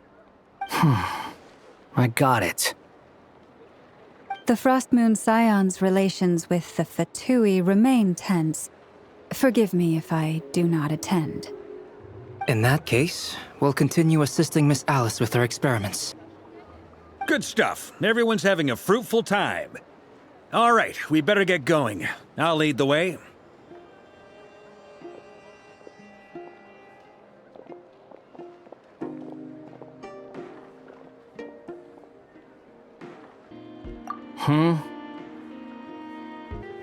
Well, yeah, that's obviously part of it. But I'm not the only one who has a score to settle with him. Neither you, nor Lesser Lord Kusanali, nor I want to see him meddling with things again. What's the hurry? Don't worry. Pigeons always know which way home is.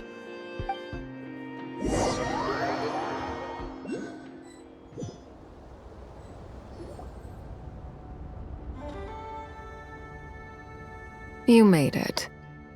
Who is this? A scholar from Sumeru. They call him Hat Guy. He's an old friend of the Travelers. Wait, this is the academia representative you wrote about? He doesn't exactly look the part. I believe this will prove my identity. You'll notice it bears the seal of the Sanctuary of Surasthana. Well, what do you know? So it does. All right then. My mistake. It's fine. I expected as much. What? So as I mentioned in my letter, the Academia's got its eyes on Dottore. But this matter remains top secret. Apart from those assisting in the investigation, the fewer people who know, the better. If anyone asks, I'm here in Nod-Krai to pursue my personal academic interests. Gotta say, Varka, you did pretty well to keep all this under wraps for so long. Sounds like you got in touch with the academia about this way back. You flatter me. Where do I even start? Remember that time we fought Rarir at Star Sand Shoal? He sure let me have it then, didn't he? I'll bet Dottore had that all sketched out, with me as his convenient little pawn. He could not care less about us if he tried, but hey! The feeling's mutual. Does Dottore really strike you as the sort who values his relationships with his colleagues? Fair point. Definitely not. Which is why I always keep my guard up whenever he starts making suspicious moves. To that extent, our motivations align. On top of which, I consider you trustworthy people. Now, back on topic. In the wake of the Reikir of Solnari episode, Sandrone and I grew suspicious about Dottore's complete inaction during the entire affair. So we tried to find out what he'd been up to, but unfortunately to no avail. He never lets anyone in on his plans. The more he cares about something, the more secretive he gets. Indeed. Perhaps he believes that by keeping a low profile, he can avoid trouble. But that trick isn't going to work on his colleagues. Yeah, I mean, he's been researching the ancient moon's remnants. And he's been trying to get his paws on the moon marrows. Only an idiot would believe he doesn't have something more planned. With this in mind, I returned to Snezhnaya and relayed my thoughts to Her Majesty the Tsaritsa, entreating her to have him recalled. That's pretty direct. Did the Tsaritsa agree? Yes. I made it abundantly clear that the Fatui's business in Nod-Krai is almost concluded, and we do not need 3 harbingers in this territory. Her Majesty concurred. Accordingly, Dottore has returned at her orders. I imagine he is continuing with experiments, which no one besides he would ever have any interest in. Common sense might mean nothing to him, but he's not stupid. He knows that no good can come from opposing the Tsaritsa. Smarts alone won't get him all the way.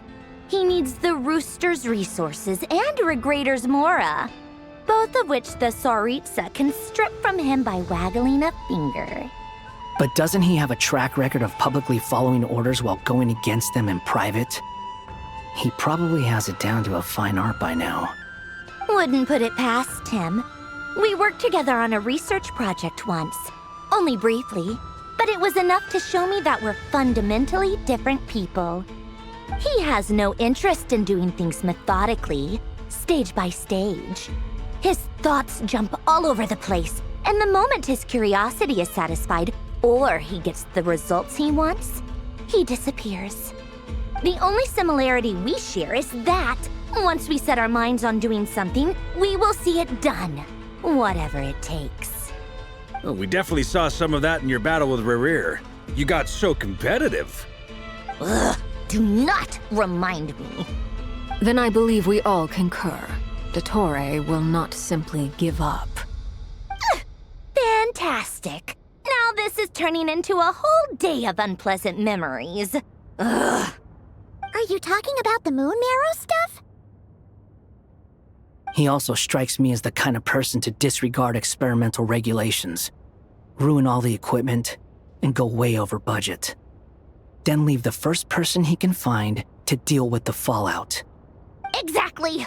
This one time, he was running some high-temperature experiment and the substance exploded. But does he care? No. He orders his subordinates to open the device so he can observe the results, which causes the gas inside to leak out. That gas was poisonous. If I hadn't been there, who knows how many people might have died. And after all that, he left while I was still cleaning up after his mess. What a waste of time, he said. Waste of time? The nerve! He wasted my time! You've been bottling that up for a while, huh? Hat guy, I must say, you seem awfully familiar with internal Fatui affairs. Especially when it comes to Dottore. Thank you, Lady Harbingers, for providing such valuable information. I have no other questions for now, so I'll be on my way. Wait, what? You're just gonna leave? You're welcome to join if you want. Ugh. Just when Paimon thought he'd finally mellowed out. He makes quite the impression. I'll say. I've met tons of headstrong people, but not many of them would join me in bad-mouthing Dottore. Anyway, back to the main agenda. Barca, you said that Columbina has gone missing? Or rather, disappeared. Yeah. We're working on building a connection between her and this world. The simplest method is to find out her real name. I've actually asked her that question before, but she said she didn't know. Considering our relationship, I doubt she was lying to me. As far as I recall, she was never dispatched by Her Majesty to claim a gnosis or anything like that. The Tsaritsa's plans had long contained a place specifically for her. I always thought that was weird. What could she do that the rest of us couldn't? Knowing what we do now, it's probably something related to Kavaki, right? More than likely.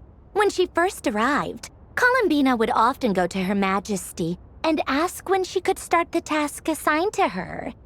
But Her Majesty always gave the same reply. The time has not yet come. So she spent her days in Snezhnaya doing basically nothing. The Tsaritsa has summoned a beautiful blind maiden to be a harbinger, giving her the third seat by virtue only of her enchanting voice. It was a dumb and stupid rumor, but the reality of the situation made it hard to refute. And what happened after that? I imagine she stopped caring. She no longer seemed to care why she had been recruited, and Her Majesty never gave her any missions, so she just continued to sing in the flower garden. For my part, I was busy. So busy, in fact, that watching someone be that idol had me fuming. But still, I got the sense that she had long been used to a life of other people claiming she was needed when she wasn't. I just felt that having a place to stay would cost me something eventually. And so I waited quietly for the day that I would have to pay the price. And on the other end of that spectrum, you had me. Someone once told me that I had the lousiest work and the toughest luck. That's a good way of putting it. I forget who said it, but those words have always stuck with me.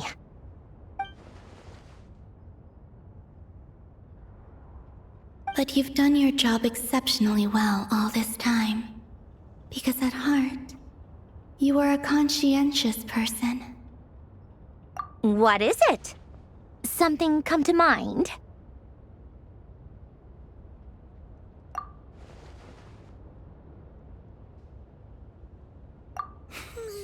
That makes sense. Nothing screams you are needed like your name shouted from across the town.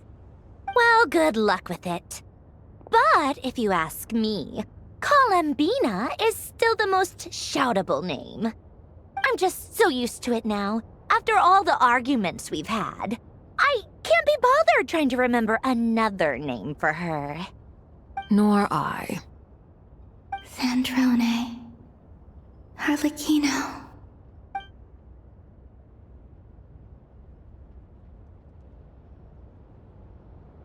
Huh! It's a Sealy!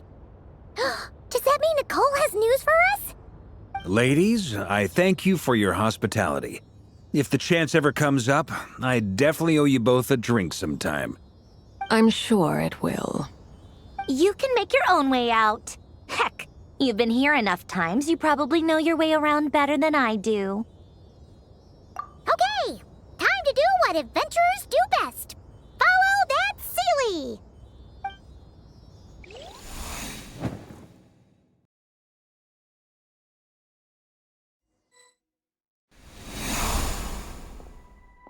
Here you are.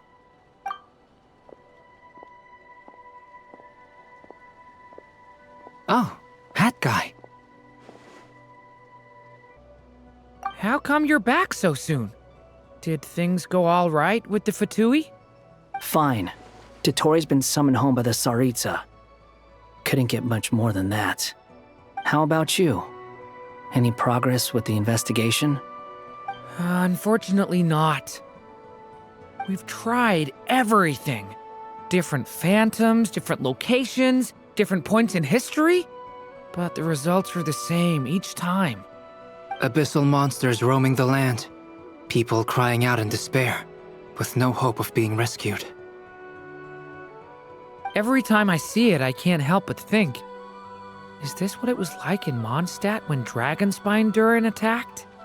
And if I fail in the task I've been given, will I create yet another tragedy? That's just meaningless speculation.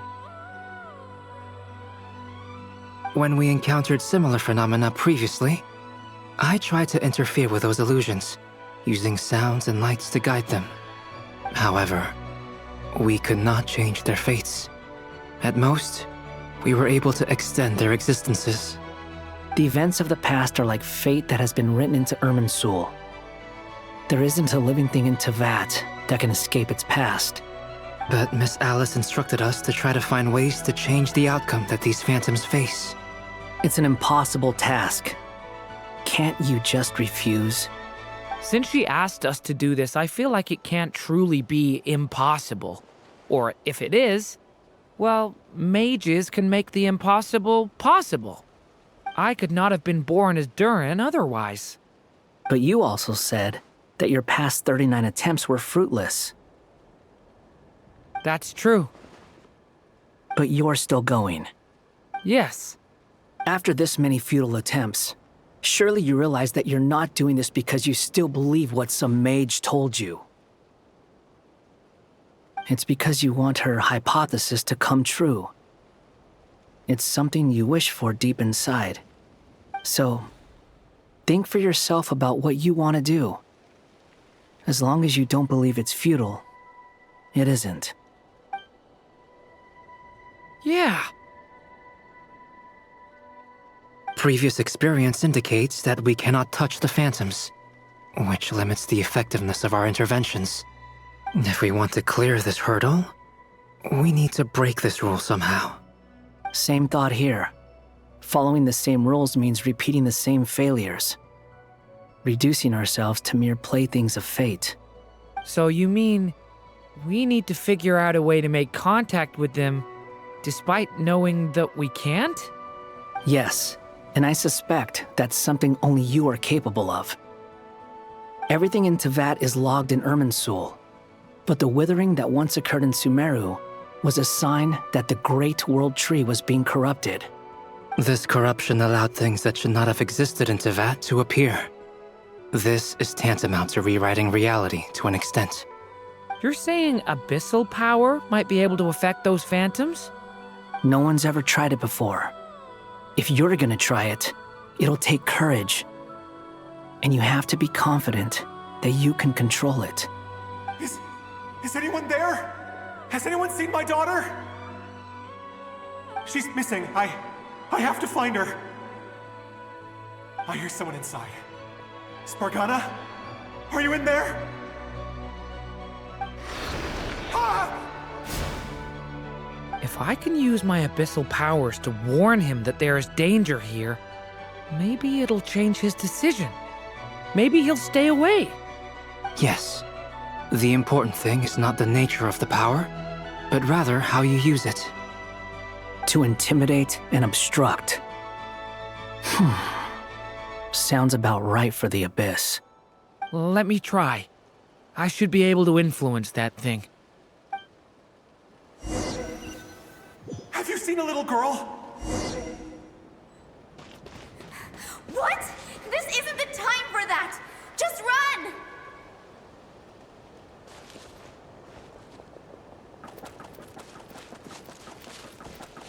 I hear someone inside.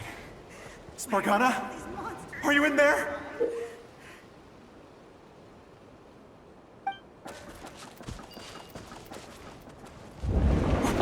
What is this? Looks dangerous. I should get out of here.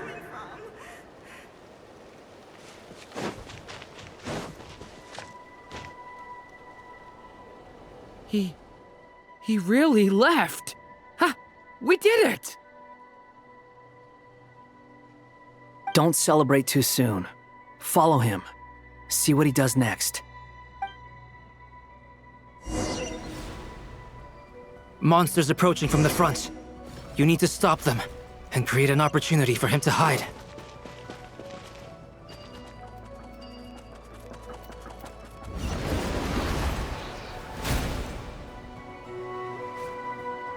Help me!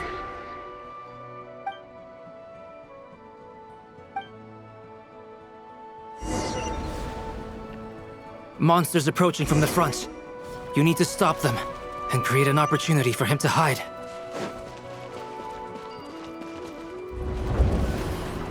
No! There's a monster ahead!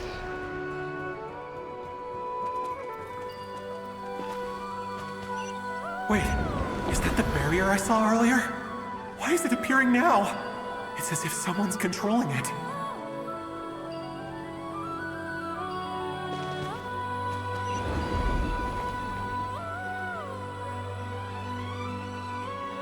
The monster's gone. Is it safe now?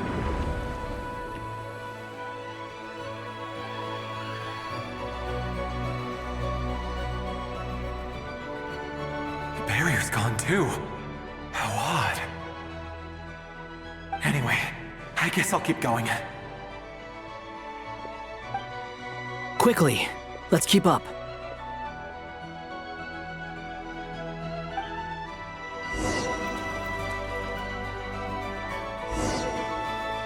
Wait, there was someone else here?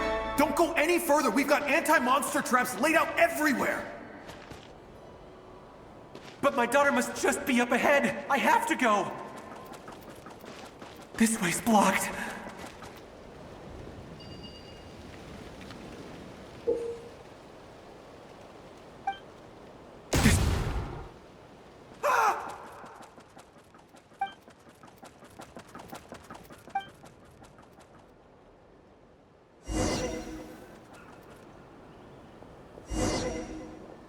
Wait, there was someone else here? Don't go any further. We've got anti-monster traps laid out everywhere. But my daughter must just be up ahead. I have to go. This way's blocked.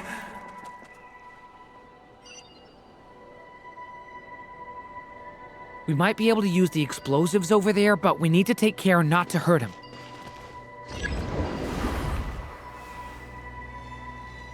I'll use the barrier to keep him at a safe distance. This barrier seems to be helping me somehow.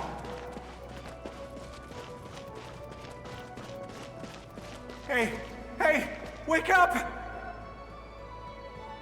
Oh, no good. Gotta keep moving ahead.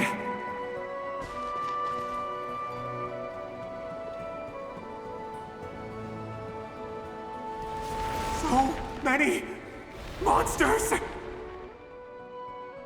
There's still a chance, Durin. Use the traps.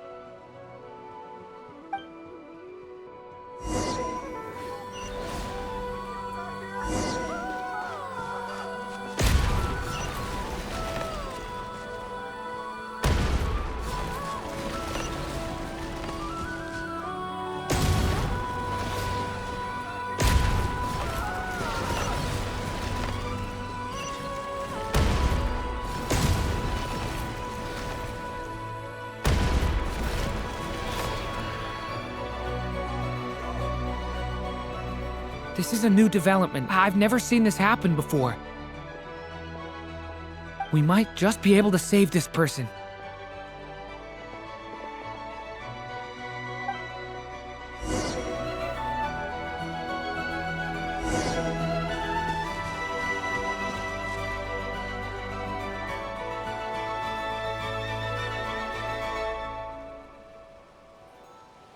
Hello there. Have you seen my daughter? Spargana's her name. She's carrying a large backpack.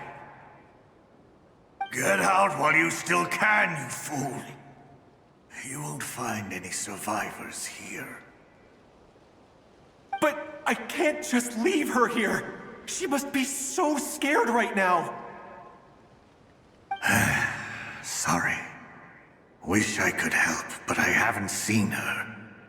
You'll just have to keep looking. Okay, thank you. If I do find her, I'll get her to shelter and come back for you.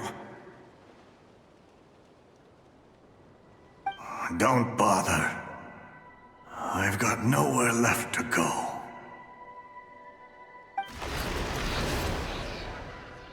What's that noise? Monster! No, if he goes inside, he'll be walking into a trap. Let's try this once more. This time, we have to stop him.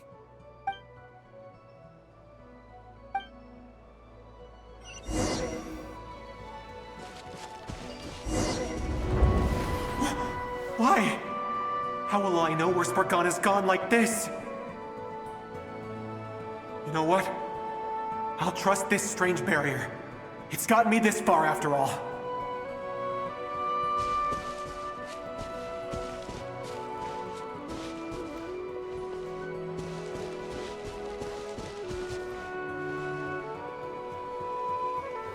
Spargana, are you there?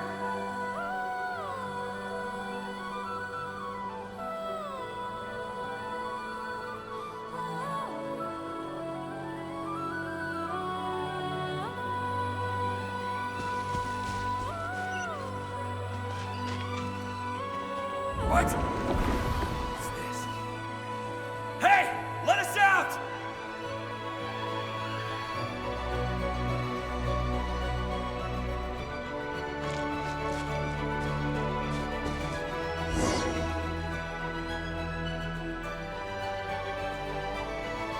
Huh? That looks like one of my daughter's books! Thank you. Thank you! Yes, it's one of hers for sure. That's her name on it right there. She left her backpack here.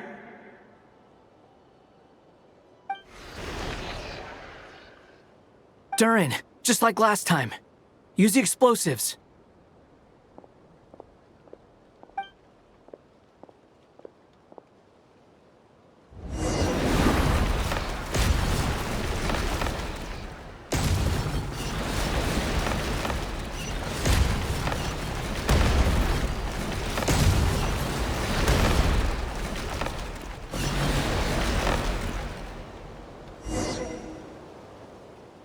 It won't work.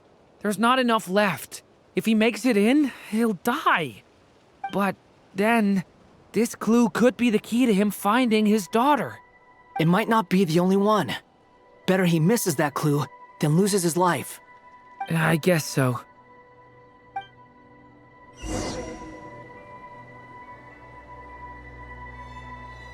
stop him, Durin. We can't let him get any further in. That's my daughter's book! She's passed this way! Why? Why won't you let me go in? I've searched and searched and searched just for this! But how will I find her without any clues?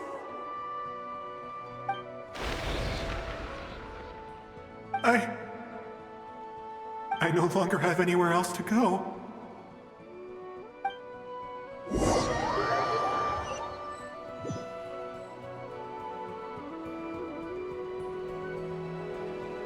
I'm sorry. I'm so sorry. He refuses to go anywhere else. Whether he opens this door or not, all that awaits him now is death. We couldn't change his fate. Albedo? Hat Guy? Let's try one more time. I don't know how we're gonna do this, but I don't want to give up either.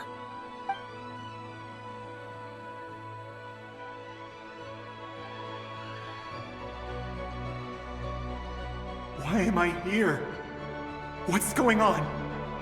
All these scenes running through my head. Where are they from? Huh?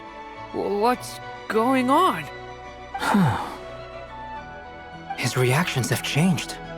How many times have I... What's happening to me? Huh?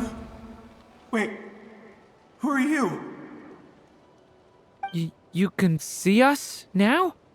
I feel like I always could, but that I only just realized you were there. I'm sorry, I don't know how to describe what I'm feeling.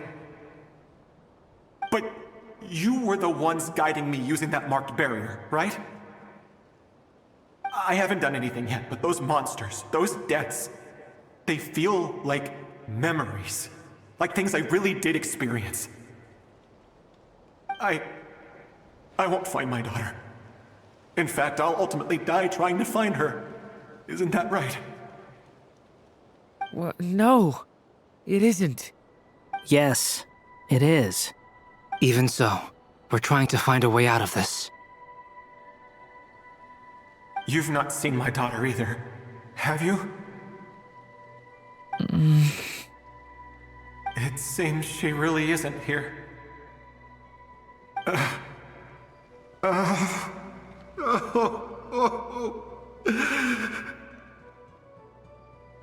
I'm sorry we couldn't help you.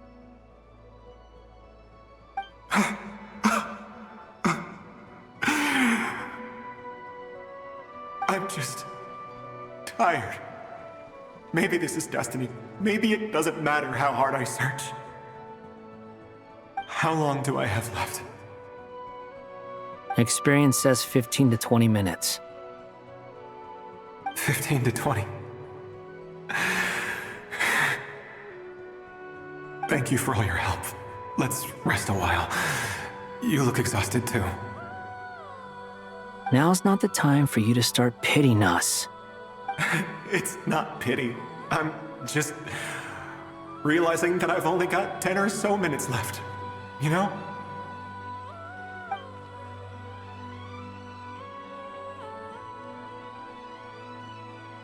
You say you're from Mondstadt, yes?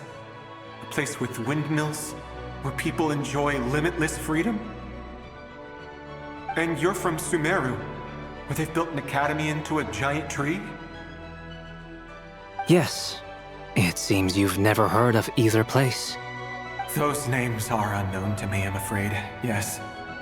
Have you heard of Hyperborea?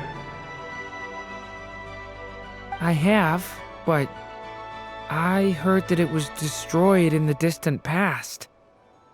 I see. That was where my ancestors once lived. What about Delphi Pytho? Was it later rebuilt? I've never heard that name. Then what about Salvindagnir?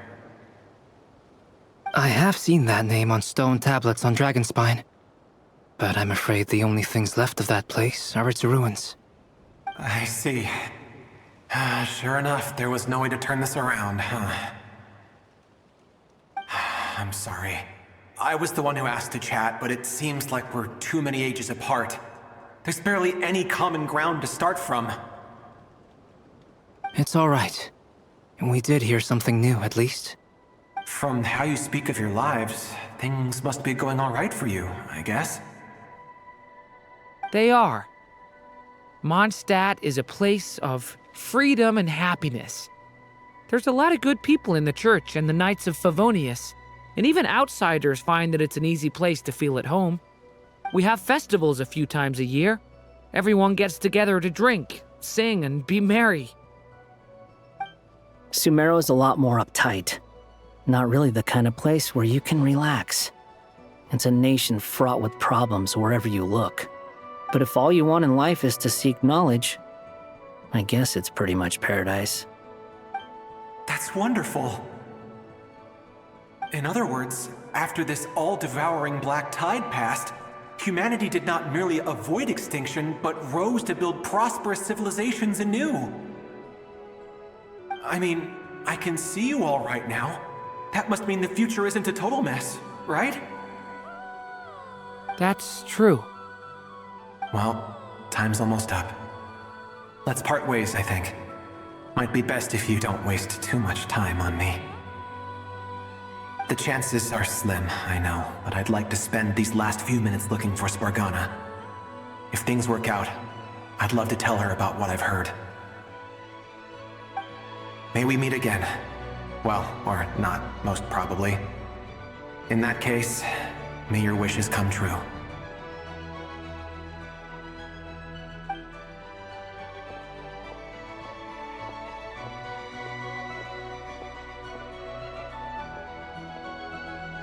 He's gone. In a few minutes, he will meet the end that was his to begin with.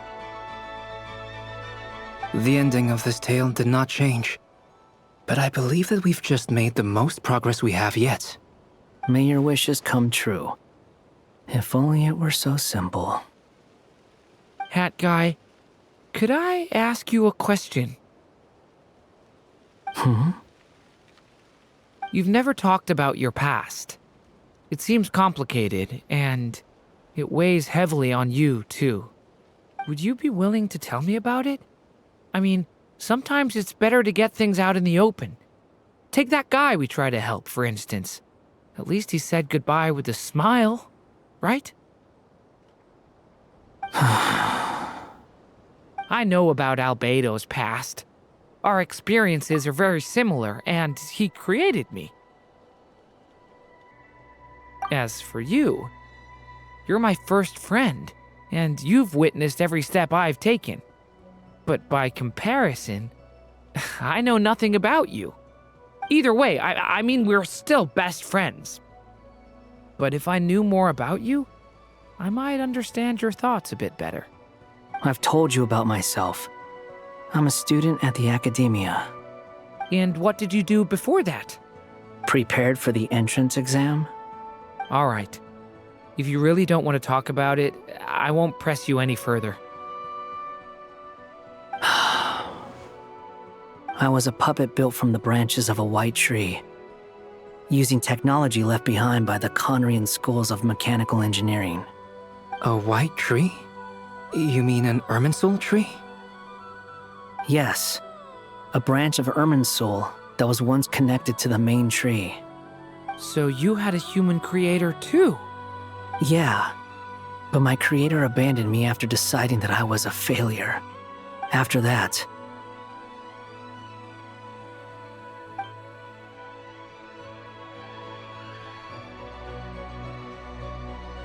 Durin, resisting the influence of the Abyss, suppressing the urge to destroy, trying to do the right thing.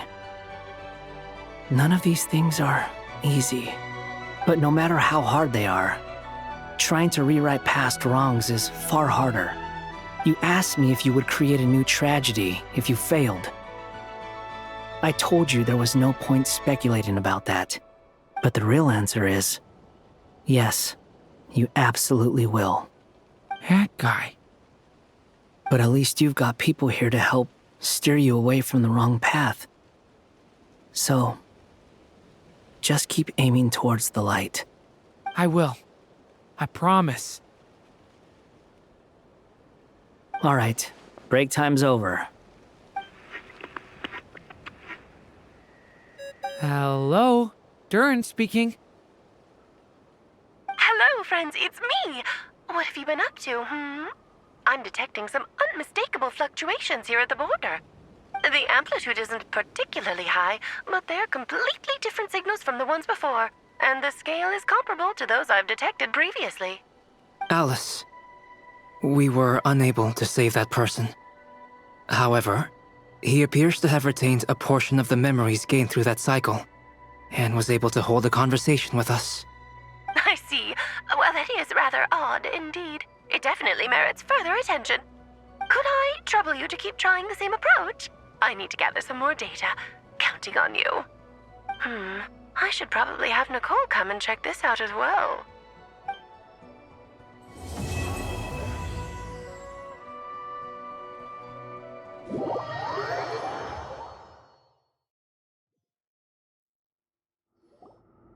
There you are. I was worried you might stop to collect treasure chests opened by the Seelie along the way. It would have taken you so much longer to get here. Another conversation I cannot hear. I am delighted to see that you understand what takes priority, and that your adventurer's instinct has not swayed your resolve. Really, I must applaud you for it. You should know. Paimon's head. Okay, I'll try and keep it short. My senses are telling me that this is where we shall find the entrance to the ruins. Oh, cool! Well, what are we waiting for? Let's open it up and see! Patience. This was a sanctuary of great importance to the Hyperboreans. A special process is required to open the gate. Oh! Like the place that housed the Eternal Moon's marrow? Okay, so what's the plan? Need us to do anything? And just the short version, if you can. Ah. All right then. I was planning to start with some background on the invention of these techniques. Are you sure you don't want to hear it? It's quite informative. Remember what you were saying about priorities? Fine. Simply put, we need 3 human representatives to successfully undergo a process of Kuvaki resonance. Think of it as a test from the 3 moon goddesses to see if the entrants are qualified, with the most recognizable qualification being Kuvaki. Pretty sure Lauma would ace that test. Oh, wait. But we need 3 people. I also have no doubt that the Moon Chanter would be qualified. But we would need 2 other people with the same constitution. Therefore, the most feasible method is not so much to follow the rules, but to figure out how the test functions and find a workaround. I've done some research, and it turns out the mechanism is rather crude. We'll simply need humans to stand before it who have sufficient Kuvaki energy within them. I'm with you so far. How do we get the Kuvaki in them? The easiest way would be transfusion. Take some Kuvaki from Nod-Krai's soil, put it into the bloodstream, and get it circulating in the body. So we're going to cheat on the test? Precisely. There are other methods, but this is the simplest one. Cheating the system is much easier than trying to hide from it. Huh? Ah! Sorry? Does the idea of cheating upset you, Miss Lauma? No, that's not it. I suddenly had an idea. Oh, what is it? It's about Moon Prayer Night. I figured out a way for Kutar to join in the festivities. Huh? But as Paimon said, we need to have our priorities straight. Let's get back to the test. I'll follow up with Nefer on the festival arrangements. Oh, okay. Anyway, is this really the best method we have? A Kuvaki transfusion sounds dangerous, no matter how you slice it. If you think that's dangerous, wait till you hear the other methods. I'd be more than happy to go through them if you'd like. There are several. No need, we're good. Let's go with this one. Very well. Kuvaki transfusion it is. Now, I should mention that the risks can be greater or lower depending on individual compatibility. It would be rash to simply infuse the Kuvaki and hope for the best. If the body rejects it, the reaction can be quite severe. The symptoms are similar to another condition that some people living here suffer from, known as congenital Kuvaki sensitivity. So, before we execute our plan, I will perform a simple test of my own to see who is compatible and who is not. Once that is done, we will have to complete the resonance process as rapidly as possible. The participants must remain stationary while the Kuvaki circulates and bonds with them, and they mustn't eat or drink anything. What? No eating or drinking? That's some hardcore fasting. They'll all be monks by the time they're through. 3 days. Oh, that's so long! And we still need to find 2 more people who are not just compatible, but also willing to volunteer. Fasting? What are they talking about? Really? Don't you want to think this through? Haha, count me in too. 3 days without food? I can handle that. Miss Nicole has made it clear that this is the easiest way. The way I see it, there's nothing else to discuss. It's time to step up.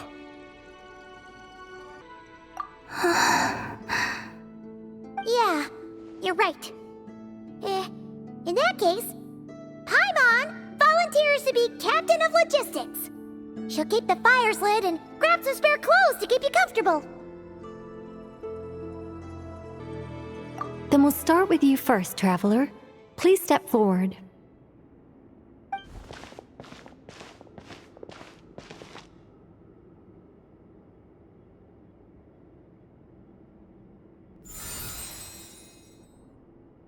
How's it going? Do you feel anything?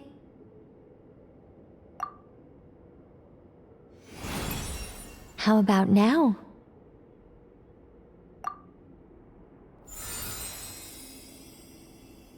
And now?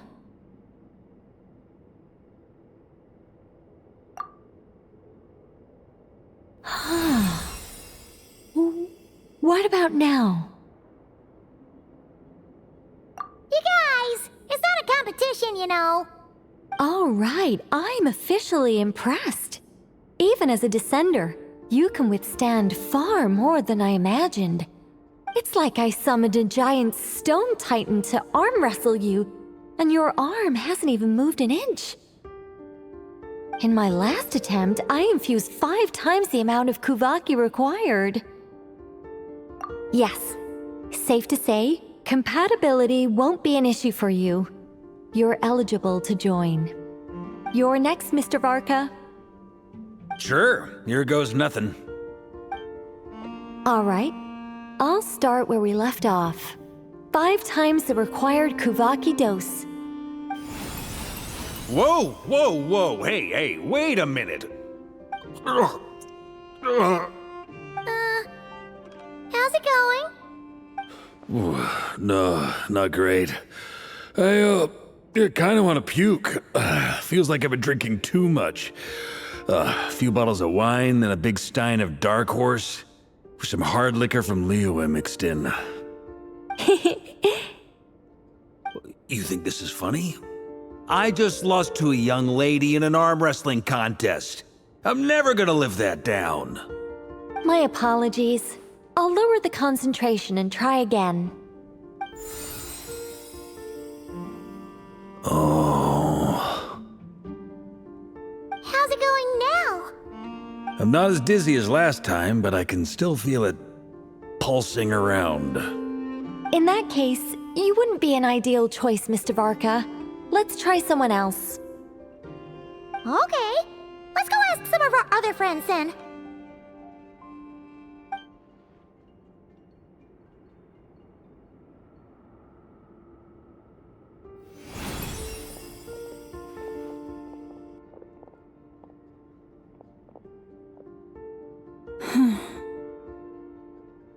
No surprises here, Miss Moonchanter.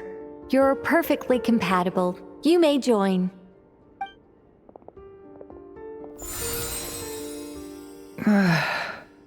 I'm getting a slight headache. Shame. You were so close. Whoa, I'm itching all over. Allergic reaction. We can't have that. Huh? Well, are you gonna start a what? The Hexenzirkel is an organization that cares for and protects children. We will not have them do dangerous things. Not even tests.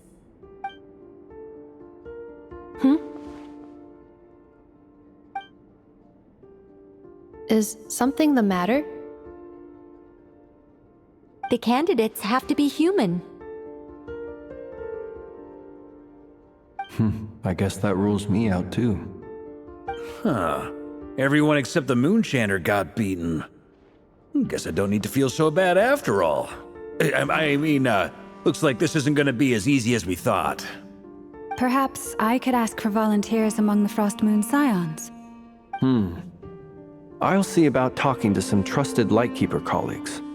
Itlua springs to mind. In fact, I think we had some former Frost Moon Scions join our ranks recently.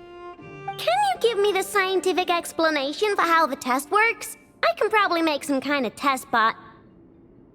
Then we can just zip through Nasha Town, going up to people and pressing a button to check their status. Wouldn't that be way easier? No. Wow! No elaboration for once. How about I contact the Knights of Favonia's garrison in the Wave Chaser plane? Shame that Lohan's already left. And that guy's even tougher than I am. Strange. The moon goddess is clearly revered by many people.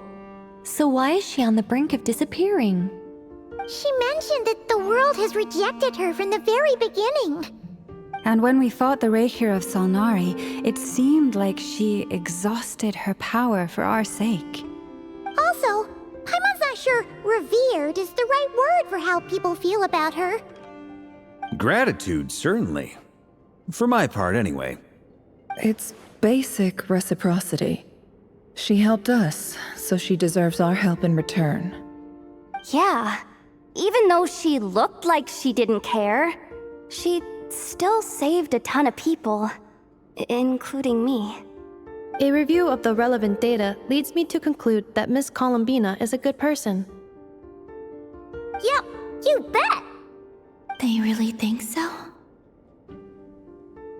I'm super surprised that Columbina isn't her actual name, though. I think it really suits her. It's light and graceful and... yeah, just a really pretty name. I know, right? Unfortunately, that's not our decision to make. Columbina. That was the code name the Fatui gave me. But it also came up in the song I heard when I was born. But... is that really all there is to it? What do I truly think of my own name? Is there anyone left who will still call me by that name?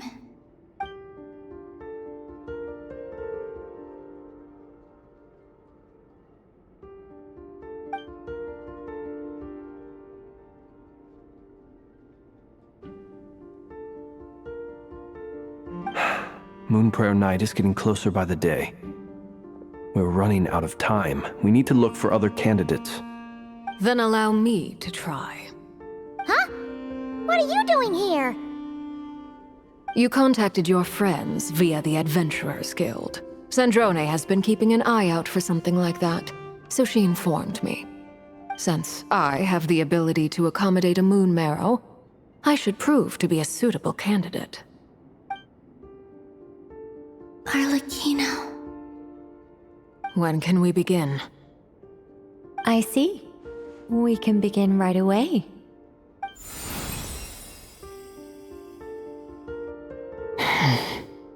How was it? Did you feel any discomfort? Not at all. Then it seems we shan't need to look for additional candidates after all. Great! Cool. All right, like Paimon said, the rest of us can take turns making sure the three of them stay warm and comfy. Then, my job is to take care of the caretakers. I will ensure everyone receives food and accommodation. I'm ready as well.